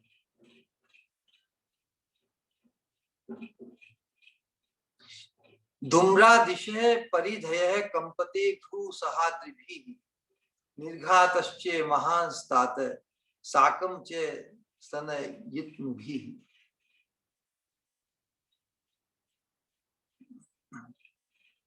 जरा देखो तो किस तरह धुआं आकाश को घेरे हुए है। ये कुलक्षण है। ऐसा प्रतीत हो रहा है मानो पृथ्वी तथा पर्वत कांप रहे हो। बिना बादलों की यह गर्जन, बादलों के बिना यदि गर्जन हो कभी, तो जरा सुनो और आकाश से गिरते वज्रपात को तो देखो। अपशुकन का वर्णन। वायुर्वाती खरस्पर्शो रजसा विसृजम स्तमः अस्रिग वर्षंति जलदा विभत्सम इव सर्वतः। वायु तेजी से बह रही है और वह सर्वत्र धूल बिखरा कर अंधेरा उत्पन्न कर रही है। बादल सर्वत्र रक्तिम आपदाओं की वर्षा कर रहे हैं।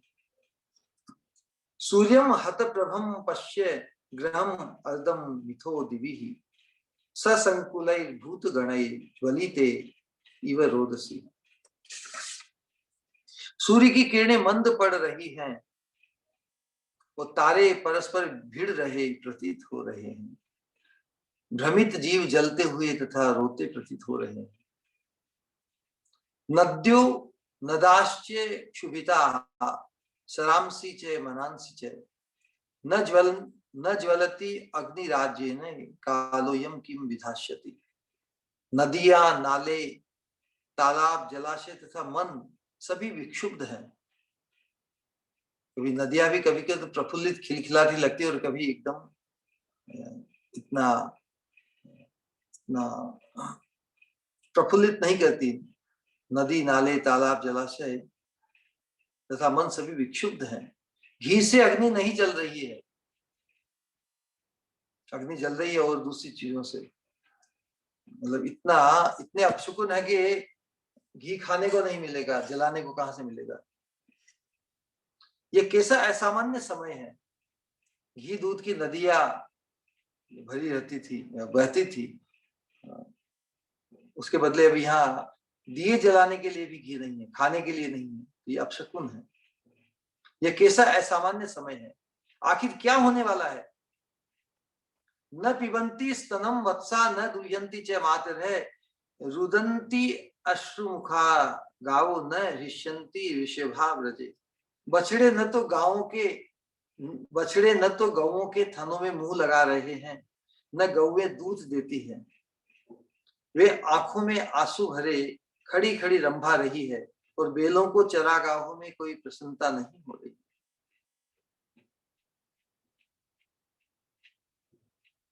बछड़े न तो गौओं के थनों में मुंह लगा रही हैं, ये विपरीत लक्षण है। बछड़े तो सहज माता का दूध पीना चाहेंगे ना। एक्चुअली ये दूध दूहने वाला व्यक्ति उसको जबरदस्ती खींच के अलग कर देता है। माता का बछड़ा तो भरपेट माँ का दूध पीना चाहता है, लेकिन जहां पर बछड़े न तो गौओं के थनों में मुंह लगा रहे हैं, न गौएं दूध देती है, दोनों ही बात हो रही है। दूध नहीं देगी तो लगाएंगे नहीं, बछड़े क्या करेंगे? दूध खाली थनों को तो कुछ उनका आस्वादन होगा नहीं दूध का। वे आंखों में आंसू भरे खड़ी खड़ी रंभा रही है और बेलों को चरागाहों में कोई प्रसन्नता नहीं हो रही है। देवतानी रुदन्ती व स्विद्यन्ति ह्युच्चलन्ति च इमे जनपदा ग्रामः पुरोद्याना कराश्रमः भ्रष्टश्रीमो निरानंदा किमघम दर्शयन्ति धन। मंदिर में अर्चा विग्रह रोते शोक करते था, पसीजते प्रतीत हो रहे। सब कुछ एकदम प्रतिकूल। जो चीज उत्साहवर्धक है, जो चीज आनंद देने वाली है, जिस चीज को दृश्य को देखकर आनंद होता है ना, बछड़े को जब हम माँ का स्तन पीते हुए देखते हैं, बछड़ा क्या रोमांचित होता है, और माँ भी कितनी रोमांचित होती है कि मेरा मेरा लाल या मेरी लाली मेरा दूध पी रही है। ये सहज बहुत आह्लादकारी आनंदवर्धक, इसको देखने का मन होता है ना। कभी गाय के बछड़े को दूध पीते जो जिस आनंद से वो पीता है, और माता भी, गौ माता भी आनंदित होती है, दृश्य बड़ा ही दर्शनीय होता है। लेकिन यहाँ पर इसका अभाव हो जाए तो अपशकुन। मंदिर में हम जाते हैं, अर्चा विग्रह को देख के प्रफुल्लित होते, लिए हमें अर्चा विग्रह भी जैसे दुखी प्रतीत हो। भगवान तो कभी दुखी नहीं होते। भगवान तो दुख दर्द या पाप स्पर्श नहीं होता। लेकिन मंदिरों में जब कोई ऐसा विषाद जब वातावरण में हो तो भगवान भी विषादित लगते हैं, प्रतीत होते हैं। भगवान को देख के तो हम सब प्रफुल्लित होते कि भगवान तो आनंदमय अभ्यास हमेशा ही आनंदित। तो दुखी से दुखी भी व्यक्ति जब मंदिर में जाकर भगवान को देख प्रसन्नता का अनुभव करता है कि हाँ भगवान, आप तो सब जानते हैं, आप तो आनंदमय हैं, आपके आनंद से मैं भी संपर्क स्थापित करने आया हूँ, जिससे जो मेरा निरानंद है, जो मेरे जीवन का कष्ट दुख या आनंद के विपरीत क्या है, निरानंद, जो दुख है वो नष्ट हो जाए। लेकिन जब वातावरण ऐसा हो विचित्र कि मंदिर में अर्चा विग्रह में रोते दिखे, शोक करते था, पसीजते प्रतीत हो रहे हैं, ऐसा लगता है कि वे प्रयाण करने वाले हैं। भगवान तो जागृत हैं, श्री मूर्ति भी हमेशा जागृत दिखती है। उनका श्रृंगार, जो शिवा पूजा, साक्षात भगवान ही खड़े हैं, भगवान ही विराजमान है, हमें धन्य करने के लिए, हमें दर्शन देकर, आशीर्वाद देकर, हमारे जीवन में एक शुभता, एक दिव्यता को प्रकाशित तो प्रवाहित करने के लिए हम मंदिर में श्री विग्रह को देखकर सुकून मिलता है ना। लेकिन जब विपरीत दिखे तो मतलब विपरीत लक्षण, अपशकुन के लक्षण दिख रहे हैं। सारे नगर, ग्राम, कस्बे, बगीचे, खाने तथा आश्रम अब सौंदर्य विहीन तथा समस्त आनंद से रहित है। मैं नहीं जानता कि हम पर किस तरह की विपत्ति आने वाली है। तो सभी लक्षणों का अनुभव कर रहे हैं युधिष्ठिर महाराज। अब उन्हें सब कुछ विपरीत ही विपरीत अनुभूत हो रहा है। बगीचे, खाने, आश्रम सौंदर्य विहीन तथा समस्त आनंद से रहित है। आश्रम में व्यक्ति जाता है, नगर ग्राम की कस्बे में, बगीचे में जाता है, प्रकृति को देखने, प्रकृति में क्या क्या छुपा है, खानों में प्रकृति की कितनी संपदा छुपी है। तो ऐश्वर्य और सौंदर्य है ना, दोनों यहाँ पर जो बात है। बगीचे, खाने, आश्रम, वो सौंदर्य विहीन, समस्त आनंद से रहित प्रतीत हो रहा है युधिष्ठिर महाराज के। तो कह रहे मैं नहीं जानता कि हम पर किस तरह की विपत्ति आने वाली है अक्षुको। फिर आगे कह रहे कि मन्य एतैर महोत्पातैर नूनम भगवतः पदै अनन्य पुरुष श्रीभिर हीना भूर हत सौभगा। मैं सोचता हूं कि पृथ्वी पर की ये सारी उथल पुथल विश्व के सौभाग्य की किसी बहुत बड़ी हानि को सूचित करने वाले हैं। क्या निर्णय किस कंक्लूजन पे आते? राजा है तो भगवान के महान भक्त हैं, शुद्ध भक्त हैं, पार्षद है भगवान के, तो परम बुद्धिमान है। इतने एक सारे ढेर सारे अपशकुनों को देख के वो ये निर्णय करते हैं कि हाँ बहुत बड़ी हानि को सूचित करते हैं। तो बहुत बड़ी हानि क्या? भगवान के संग से, सानिध्य से, दर्शन से वंचित होंगे, इससे बड़ी हानि क्या हो सकती है? इससे बड़ी हानि क्या हो सकती है? सबसे बड़ी हानि क्या हो सकती है इससे? तो जिनके माध्यम से हमें भगवान की वास्तविकता अनुभूत हो जाती है, भगवान में हमारा जो विश्वास है सुदृढ़ हो जाता है, सुदृढ़ निश्चय हो जाता है कि कृष्ण भक्ति कैले सर्व कर्म कृत हो। यहाँ पर युधिष्ठिर महाराज बड़ी सबसे बड़ी हानि को लक्ष्य कर रहे हैं, किसी बहुत बड़ी हानि को सूचित करते हैं। सबसे बड़ी हानि क्या? सबसे बड़ी हानि कौन सी? चैतन्य चैतामृत में रामानंद संवाद के साथ चैतन्य महाप्रभु है, उसमें बहुत से प्रश्न पूछे हैं। बहुत से प्रश्नों के अंतर्गत एक प्रश्न ये भी पूछा है, जीवन की परम हानि क्या और जीवन का परम लाभ क्या? ये प्रश्नोत्तरी बहुत ही अनुशीलनीय है।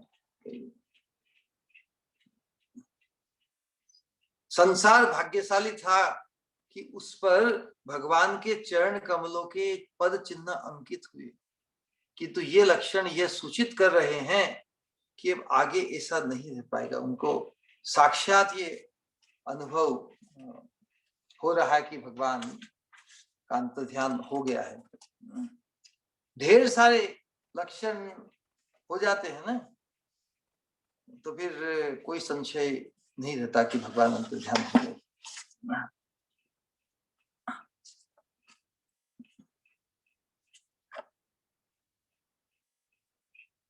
लेकिन हम तो साधक हैं।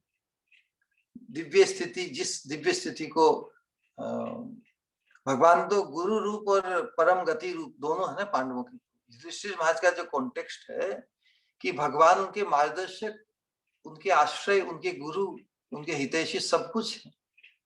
तो साधक के लिए तो महत्पुरुष का, शुद्ध भक्त का, श्री गुरु का जो विरह है, उसके संग से वंचित होना पड़े, वो सबसे महान भय है। इसका निरूपण बहुत अद्भुत ढंग से चैतन्य चरितामृत में किया है। हम एक दो उसको वांचेंगे। आज का दिन बहुत एकादशी है ना, तो उस प्रकार का मनन हमारा हो, इसके अनुसार हम अंत में जो मध्य लीला का 8वां अध्याय है ना, उसके अंतर्गत ये प्रश्नोत्तरी की है। प्रभु कहे कौन विद्या, विद्या मध्य सारे। भगवान चैतन्य महाप्रभु प्रश्न पूछे रामानंद राय से, सब तत्व सिद्धांत, रस, भक्ति, प्रेम, सबका सिद्धांत सुनकर एक एक प्रश्न के रूप में एक दो प्रश्न भी हमारे चित्त में उसका सार प्रवेश कर जाए तो आनंदित होंगे हम। भगवान पूछ रहे हैं, इसी तरह पूरी रात गुजारते थे प्रश्नोत्तरी और कथोपकथन में। तो श्री चैतन्य महाप्रभु प्रश्न करते हैं और रामानंद राय जी उसका उत्तर देते हैं। इस प्रकार उन्होंने बस सारी रात की कथा प्रश्न बता दी। प्रभु कहे कौन विद्या, प्रभु कहे कौन विद्या, विद्या मध्य सार। प्रभु कहे कौन विद्या, विद्या मध्य सार। राय कहे कृष्ण भक्ति बिना विद्या नाही आर। स्पष्ट ना अर्थ? तो भगवान पूछ रहे हैं कि प्रभु कहे कौन विद्या, विद्या मध्य सार। राय कहे कृष्ण भक्ति बिना विद्या नाही आर। जो विद्या हमें कृष्ण भक्ति नहीं सिखाए वो असार है। जो विद्या, जो ज्ञान, जो सत्संग हमें भगवत भक्ति में अनुरक्त करे, भगवत भक्ति में आकृष्ट करे, जो विद्या हमें भगवत भक्ति का अनुभव कराए, वो ही विद्या है, बाकी सब असार है।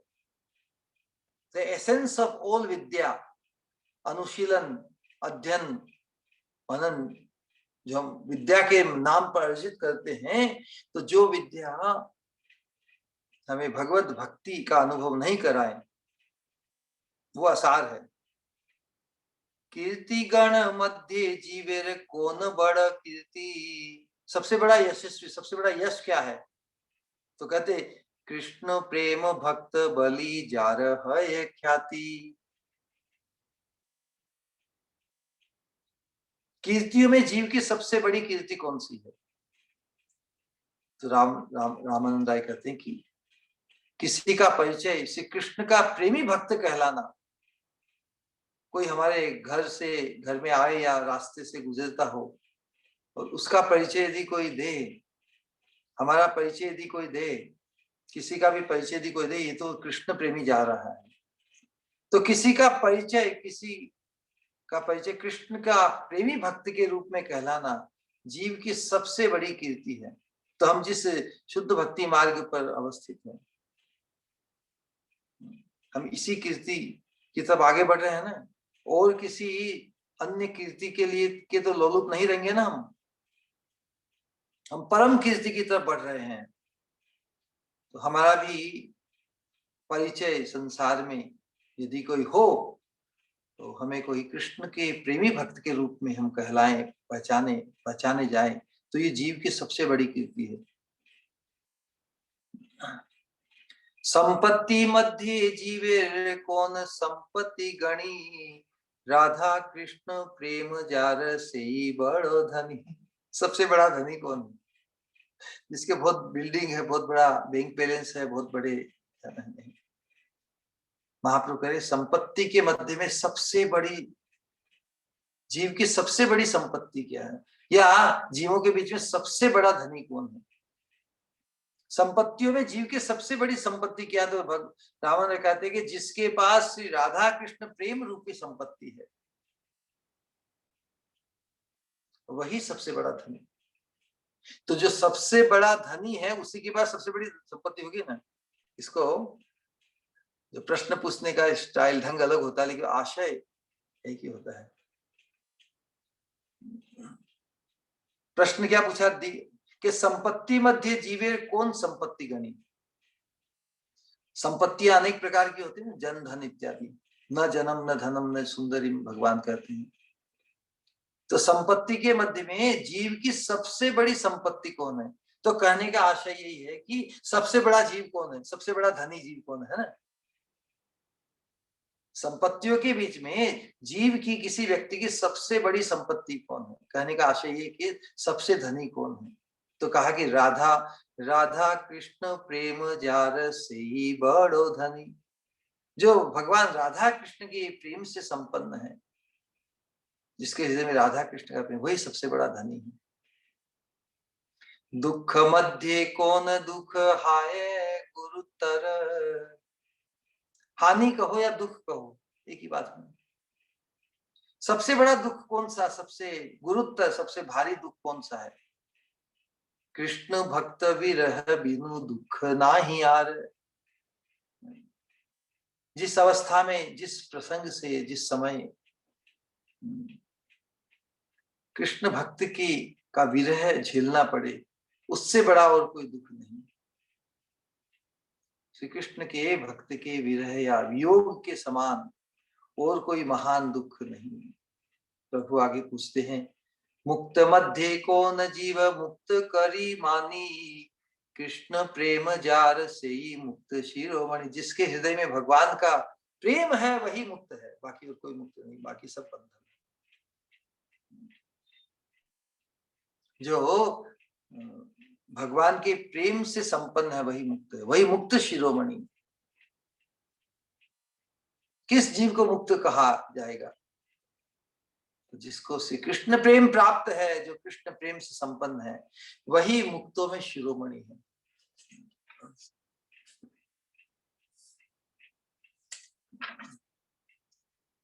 गान मध्य कौन गान जीवेर निज धर्म, राधा कृष्ण प्रेम के लिए गीतेर मर्म।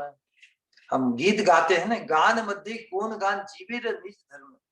कौन सा गान, किस चीज का रटन, किस चीज का कीर्तन हम करें? जो गीत का मर्म है, गीत का सार है, हमारे कीर्तन का सार वो क्या है कि राधा कृष्ण की प्रेम लीलाओं का कीर्तन ही कीर्तन में, कीर्तन का मर्म है। मर्म मतलब सार है, एसेंस है। श्रेयो मध्य कौन श्रेय जीवेर है सार। श्रेय मतलब कल्याण, सभी कल्याणों में परम कल्याण जीव का किसमें है? तो कहा कि कृष्ण भक्त संग बिना श्रेय ना ही यार। यहाँ पे नहीं कहा कि राधा कृष्ण का संग या सेवा जीव का परम कल्याण, नहीं। कृष्ण भक्त का संग यही परम कल्याण है, उससे श्रेष्ठ, उससे उसके बिना और कोई कल्याण नहीं है। वही तो कुंजी है जो जो हम अंततोगत्वा, जो भगवान की सेवा को हम लक्ष्य करते हैं, जो हमारी लालसा है, जो हमारी राधा कृष्ण प्राण मोर, है ना। कालिंदी कूले केली कदम्बे रवाना, रतन वेदीर ऊपर बसा बोधु जाना। श्याम गौरी अंगे दिवो चंदनेर गंध, चामर झुलावो कवि। कवि मतलब ये एस्पिरेशन, अभीष्ट, लालसा है ये। कब उनकी सेवा सौभाग्य को प्राप्त करेंगे? तो सेवा, उस सेवा सौभाग्य को प्राप्त करने के लिए बद्ध अवस्था में हम, बद्ध साधकों के लिए या मुक्त अवस्था में भी परम श्रेय है कि भगवान के प्रेमी भक्तों का संग हमें मिल जाए। तो जो लालसा है हमारी, वो लालसा को संबल मिलता रहेगा, वो लालसा जागृत बनी रहेगी, वो लालसा अवश्य ही पूर्ण होगी भक्तों की कृपा से। तो परम श्रेय तो कृष्ण भक्त के संग के बिना और कोई श्रेय नहीं है। काहार स्मरण जीव करे अनुक्षण, कृष्ण नाम गुण लीला प्रधान स्मरण। किसका स्मरण? कीर्तनीय सदा हरि जो चैतन्य भाव कहते हैं, तो किसका स्मरण, किसके माध्यम से, किस रूप में जीव सतत भगवान का स्मरण करे, किसका स्मरण करे? अनुक्षण करना उस आवश्यक है। किसका स्मरण वो अनुक्षण करे? तो कृष्ण के नाम रूप गुण लीला प्रधान, जो स्मरण भगवान के, भगवान कृष्ण के नाम गुण लीला प्रधान हो, जिस स्मरण में भगवान के नाम का स्मरण हो, भगवान के गुणों का स्मरण हो, भगवान की लीला का स्मरण हो, वही प्रधान स्मरण है। ध्येय मध्य जीवे कर्तव्य कौन ध्येय ध्यान। किस वस्तु का ध्यान करना ही उसका ध्येय है। तो कहे राधा कृष्ण पदाम मुझे ध्यान प्रधान। किसका स्मरण जीव को हर समय करना चाहिए? श्री कृष्ण के नाम गुण लीलाओं का स्मरण करना ही प्रधान स्मरण है। ध्यान करने योग्य कौन सा ध्यान जीव के लिए कर्तव्य है? श्री श्यामा श्याम के चरण कमलों का ध्यान करना मुख्य कर्तव्य है। तो यही है भक्तों के लिए। तो जो जो ध्यान है उसके अंतर्गत क्या? भगवान के चरण कमलों का ध्यान। हमारा ध्यान को निराकार नहीं ध्यान करें, ध्यान तो जो ध्येय वस्तु है, जो परम अभिष्ट है, जो इष्ट है हमारे, उनका ही ध्यान करेंगे। तो भगवान के चरणारविंद की सेवा जिनका अभिष्ट है, तो भगवान के चरणारविंद की सेवा का ध्यान ही हमें प्रधान रूप से करना है। फिर कहा कि सर्व त्यजी जीवेर कर्तव्य कहाँ वास। सब चीज को छोड़कर, सब स्थान को छोड़कर कहां पर वास करना चाहिए? तो कहा कि ब्रज भूमि वृंदावन जहां लीला रास। ब्रजभूमि वृंदावन में जहाँ नित्य रासलीला होती है, वही वास करने का परम स्थान है। श्रवण मध्य जीवेर कौन, श्रवण श्रेष्ठ श्रवण, राधा कृष्ण प्रेम के लिए कर्ण रसाय। पहले कीर्तन का बताया, अब श्रवण का, श्रवण के मध्य में जीव का श्रेष्ठ श्रवण क्या होगा, तो कहे राधा कृष्ण प्रेम लीला, राधा कृष्ण की प्रेम लीलाओं का स्मरण ही कर्ण रसायन है। कर्ण रसायन तुल्य है ना। रसायन किसे कहते हैं? जो आस्वादनीय हो, जो आस्वाद्य हो। जैसे नाम होता ना कर्ण रसायन, जैसे कृष्ण रसायन अर्थात क्या, जो कृष्ण के लिए आस्वादनीय हो, जो कृष्ण के भोग की आस्वादन की वस्तु, जो कृष्ण को आनंदित करे। रसायन मतलब, रसायन मतलब जो आस्वादित हो, आस्वादक हो, रसमय हो, आनंददायी हो। तो जब वो साधक शुद्ध भक्त बनता है तभी वो कृष्ण रसायन बन जाता है, कृष्ण के लिए आह्लादकारी। अनंत काल से भगवान बद्ध जीवों को शुद्ध शुद्ध भक्त के रूप में, शुद्ध भक्त के हृदय में जो नतून भक्ति की उर्मी, भक्ति की जो सुवास है, जो गंध है, स्वीटेस्ट फ्रेग्रेंस। तो स्वीटेस्ट फ्रेग्रेंट कौन है भगवान के लिए भी? भगवान का शुद्ध भक्त। उसके हृदय में जो भगवान के प्रति जो भक्ति की उर्मी जो निकलती है, जिसे दूध घोट घोट कर, दूध को गर्म करके वो जो गाढ़ा बनता जाता है, तो गाढ़ा बनते बनते जो मावा है ना, मावा की सुरभि खुशबू निकलती है ना, उसमें फिर और सेवा की वासना को लेकर उसमें जब और प्रेम का भाव मिलकर जब मधुरता उसमें मिलती है, कर्पूर मिलता है, चीनी मिलती है, तो बहुत ही रसमय आस्वादक बन जाता है। तो कृष्ण रसायन जो कृष्ण के लिए आस्वादनीय है, जो कृष्ण को आनंददायी रसायन, जो कृष्ण के लिए भी रसायन है। या फिर कृष्ण तो सबके लिए आस्वादनीय है ना, कृष्ण तो सबके लिए आस्वादनीय है, लेकिन जो कृष्ण के लिए आस्वादनीय बने वही तो परम उपलब्धि है। हम कृष्ण का आस्वादन करना चाहते हैं, सभी करना चाहते हैं, लेकिन जो कृष्ण के लिए आस्वादनीय बने, जो कृष्ण की पसंद बने, जिनसे कृष्ण को आस्वादन मिले, रस मिले, आनंद मिले, आनंद वर्धन हो, वैसा हमें बनना है। तो वास्तव में ये स्वरूप सिद्ध नाम है। कृष्ण रसायन यदि किसी का नाम है, ये स्वरूप सिद्ध नाम है, बहुत ही आकर्षित करने वाला है। कृष्ण रसायन दास, जो कृष्ण के लिए आस्वादनीय हो, इससे बड़ी उपलब्धि क्या हो सकती है कि हम कृष्ण के आकर्षण का, कृष्ण के आनंद का, कृष्ण के आस्वादन का, कृष्ण के सुख का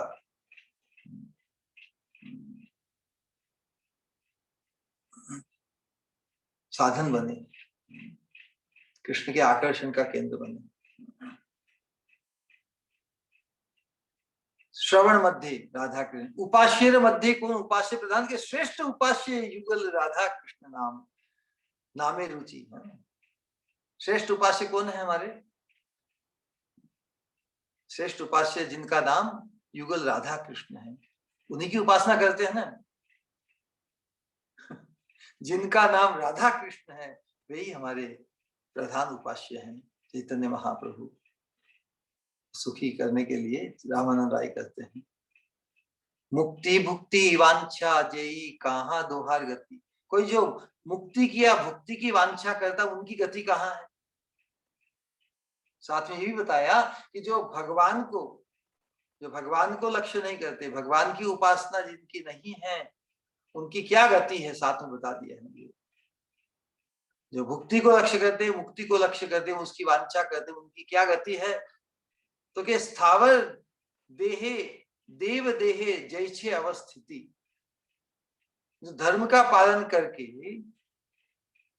या तपस्या करके मुक्ति को लक्ष्य करता है, और भगवान की भक्ति करके भी या भगवान की आराधना करके भी जो मुक्ति को लक्ष्य करता है, उसकी गति कैसी है? तो कहा कि स्थावर देह, स्थावर देह कौन है? पेड़ पौधे होते हैं, स्थावर खड़े रहते हैं, तो मुक्ति की गति ऐसी है। भगवान कहते हैं कि जो भक्ति की वांछा करते हैं, जो जो मुक्ति की वांछा करते हैं, उनकी क्या गति है, और जो भक्ति की वांछा करते हैं उनकी क्या गति होती है। राय ने कहा कि जो मुक्ति की वांछा करने वाली गति तो वृक्ष, पेड़ का शरीर मिलता है, उनके समान है कि उनको स्थिर रखे, चैतन्य होते हुए स्थिर, कुछ हिल डुल नहीं सकते, कुछ फीलिंग विलिंग डूइंग से जो आत्मा का स्वरूपानुबंधी जो सेवा भाव को व्यक्त करने के लिए जो फीलिंग है ना, सेंटिमेंट तो चाहिए ना, हम सेंशियल बीइंग, सेंशियस बीइंग है। फीलिंग विलिंग, विलिंग मतलब संकल्प करना, और डूइंग जो हमारा संवेदन है, संवेदन के माध्यम से हम संकल्प करते हैं, संकल्प के निभाने के लिए जो क्रियान्वित करते हैं, इसका अभाव है ना पेड़ की योनि में। तो जो जो मुक्ति कामी है, जो मोक्ष कामी है, उनकी गति पेड़ पौधे, वृक्ष आदि, वृक्ष शरीर के जैसी होती है। और जो भक्ति चाहने वालों की गति, उनकी क्या है, देवता शरीर प्राप्ति करने वालों की समान है।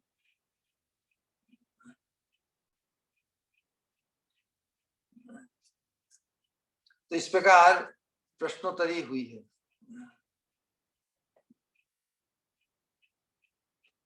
बहुत विस्तार से वर्णन है, लेकिन समय का अभाव, तो इतना कहकर हम विश्राम देते हैं आज की कथा को। और जो सभी विपरीत लक्षण जो बताए हैं कलयुग के प्रभाव से, लेकिन हम ऐसा भागवत का संदेश यही है कि विपरीत से, अभी तो ये प्रारंभ है, और भी विपरीत होते जाएंगे, लेकिन जिसने दिव्य पंथा को इस कलयुग में भी भगवान के नामाश्रय के आश्रित होकर, गुरु चरणाश्रित होकर, शुद्ध भक्तों के सानिध्य को जिन्होंने अपना लिया, इस प्रश्नोत्तरी में यही हमें सीखना है ना।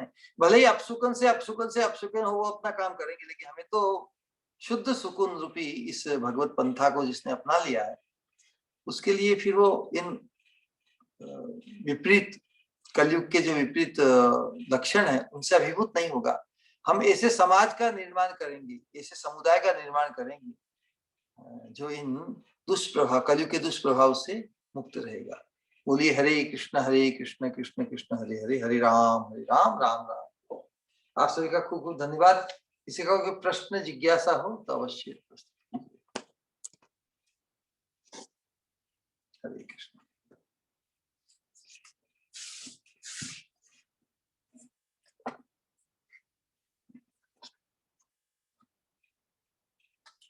आशीष, आर यू अवेलेबल? जी महाराज।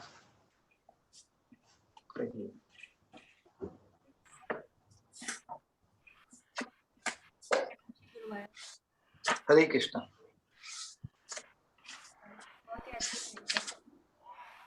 सवाल था, युधिष्ठिर महाराज तो भगवान के इतने अच्छे भक्त थे, फिर वो भगवान फिजिकली नहीं रहे, लेकिन फिर भी वो तो संपूर्ण रूप में समर्पित थे, तो फिर वो इतना विरह या फिर वो इतनी नेगेटिव कैसे महसूस कर रहे हैं? विरह का आपको होंगे ना, भगवान चले गए तब उनको उनके साक्षात दर्शन यहाँ पर नहीं होंगे, है ना।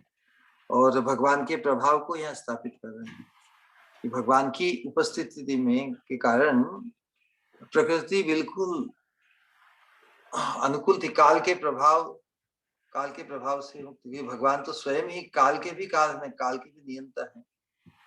तो भगवान के सानिध्य का ये प्रभाव, भगवान के स्पर्श का ये प्रभाव, जब ये प्रकृति भी अपने विकराल रूप को या अपने विपरीत भाव को प्रकट कर रही, भगवान के सानिध्य में तो प्रकृति, पृथ्वी, सभी अच्छे लक्षण, बहुत अच्छे लक्षणों का वर्णन किया है ना पहले। भगवान की उपस्थिति में धन धान्य सभी कुछ प्रफुल्लित, सीजन, ग्रह, नक्षत्र, कोई प्रकार का प्रकोप नहीं, अतिवृष्टि अनावृष्टि सभी कुछ नहीं। भगवान के अंतर ध्यान होने पर इस प्रकार के लक्षण तो प्रकाशित होते हैं। तो भगवान के अंतर्ध्यान होने की आशंका के कारण युधिष्ठिर महाराज थोड़े व्यथित हैं। बाकी कलयुग के जो ये प्रभाव हैं तो और भी प्रबल प्रबल होते जाएंगे। फिर भी इस कले दोष निधि राजन अस्ति ही एको महान गुणा कीर्तनादेव कृष्ण से मुक्त संग परमजित। कलयुग के अनंत दोषों के सागर में के बीच रहते हुए भी हम जो इस परम पंथा दिव्य पंथा कीर्तनादेव कृष्ण से भगवान कृष्ण के कीर्तन का आश्रय हम लेंगे, अनुशीलन करेंगे तो इन कलयुग के दुष्प्रभाव से हम अभिभूत नहीं होंगे। भले थोड़ा प्रभाव हम आसपास में देखेंगे लेकिन उनसे हम ज्यादा वास्ता उनसे दुखी होकर रोएंगे नहीं। हम संकीर्तन का अधिक से अधिक आश्रय लेंगे, भक्तों के मार्गदर्शन में भक्तों के सानिध्य में रहेंगे, उनके आश्रित होकर हम जीवन की जो विडंबना है समस्याएं हैं कलयुग की उसको झेल पाएंगे और ज्यादा उलझने के बदले अपने भजन को सुधारने की तरफ बढ़ेंगे। समस्या तो हम सबको आएगी, रोग आएगी, बुढ़ापा आएगा, एक्सीडेंट होंगे, कोई स्वजन की मृत्यु भी होगी, ये भी होगा वो भी होगा, हानि लाभ जीवन मरण यश अपयश है ना, ये सब चीजें होगी। लेकिन हमारा एंगल बदल जाएगा ना। जो चीजें हैं वो तो संसार तो अनंत काल से वैसा ही है, द्वैतमय है। हम how we react to our situation, हम हमारे जीवन जो सिचुएशंस आते हैं हानि को लेकर, लाभ को लेकर, जीवन को लेकर, मृत्यु को लेकर, यश को लेकर, अपयश को लेकर हम प्रतिक्रिया कैसी देते हैं करते हैं उसके ऊपर है। तो जब संकीर्तन साधना हमारी साधना में होगा, भक्तों का सानिध्य, भक्तों का संग मार्गदर्शन हमारे जीवन में होगा तो ये इन परिस्थितियों के से प्रभावित होने के बदले हम इन परिस्थितियों को भी हमारी भजन साधना के अनुकूल कर लेंगे। फिर रोग को भी हम कृपा के रूप में देखेंगे, बुढ़ापे को भी कृपा के रूप में देखेंगे, हानि को भी देखेंगे भगवान की कृपा के रूप में। सबको लाभ ही लाभ चाहिए ना, हम कोशिश तो करते लाभ के लिए भी, हानि हो जाए और कोई हमारा जो प्रयास है वो निष्फल हो उसमें भी भगवान की कृपा, सफल हो तो कृपा है वो कहते हैं, विपरीत अवस्था उत्पन्न हो उसमें भी भगवान की कृपा, क्योंकि भगवान विपरीत अवस्था में हमारी जो भगवान के आश्रित होने की जो प्रबलता वो बढ़ जाती है ना।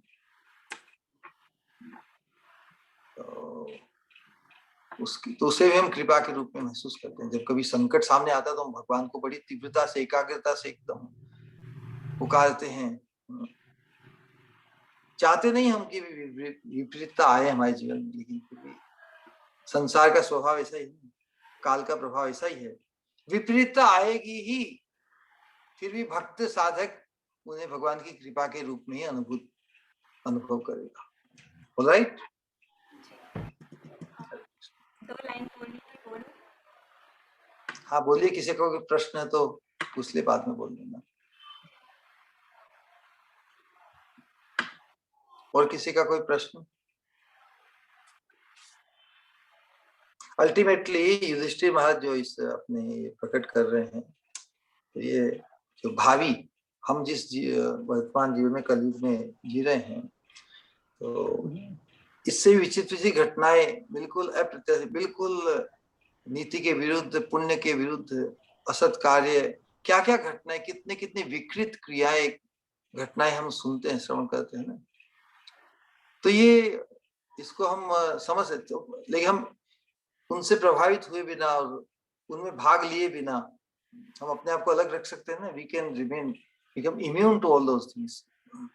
तो यही आर्ट हमें किस प्रकार इस भव सागर में रहते हुए भी इस जल के छींटों से अस्पृश्य रहकर इससे प्रभावित हुए बिना, इसमें डूबे बिना हमें कमल बन जाना है। कमल किस प्रकार होता है? कीचड़ में या जल में पैदा होते हुए भी उसके ऊपर ही रहता है, अस्पृश्य रहता है।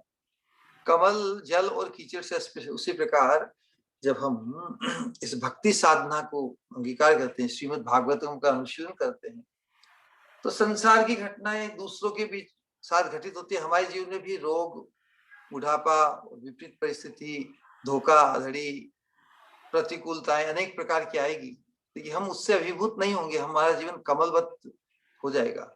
और इसी की आकांक्षा हमें करनी चाहिए। यही हमारा आकलन है, हमारी जो भगवत भक्ति में हम कितनी प्रगति कर रहे हैं, यदि कितने प्रमाण में हमारा जीवन कमलवत हो रहा है। संसार तो वैसा का वैसा ही है, संसार को बदला नहीं जा सके, वो कॉन्स्टेंटली बदल ही रहा है। संसार को क्या बदलना, वो तो सतत बदल रहा है। क्या हम उसको एक्सपीडाइट कर सकते हैं बदलने के लिए, या धीरा कर सकते हैं? नहीं, संसार तो अपनी चाल से चल ही रहा है, बदल ही रहा है। संसार को बदलने का हम प्रयास नहीं करें, अपने आप को ही बदल दें, तो हमारे दृष्टिकोण में संसार बदल जाएगा। Got it? किसी का कोई प्रश्न है? नहीं तो फिर कहिए। हरे कृष्ण। हमारे जीवन में सौभाग्य का उदय तो उसी दिन हुआ जब श्री गुरु आप आए हमारे जीवन में। न जाने कब से यूं ही भटक रहे थे संसार के मेले में असहाय बच्चे की तरह, पर श्री गुरु आपने हाथ थामा और परमार्थ का सही मार्ग बताया हमें, भगवान की कृपा को अनुभूत करने लायक बनाया हमें। जिस तरह हमें भौतिक जीवन में सिर्फ पिता के आगे ही हाथ फैलाना चाहिए, उसी प्रकार हमें भी तो सिर्फ भगवान की से ही मांगना चाहिए, वरना हम भी तो भिखारी ही कहलाएंगे।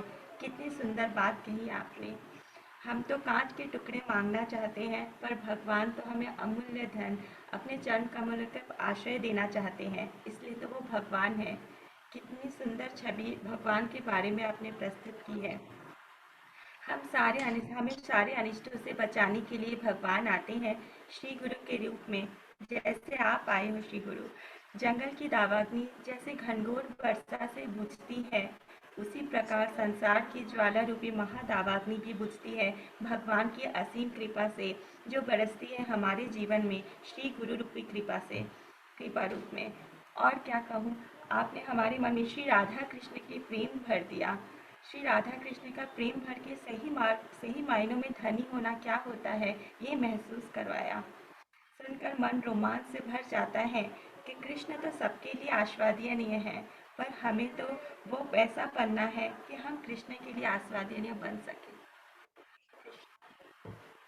आपका कोटि कोटि धन्यवाद।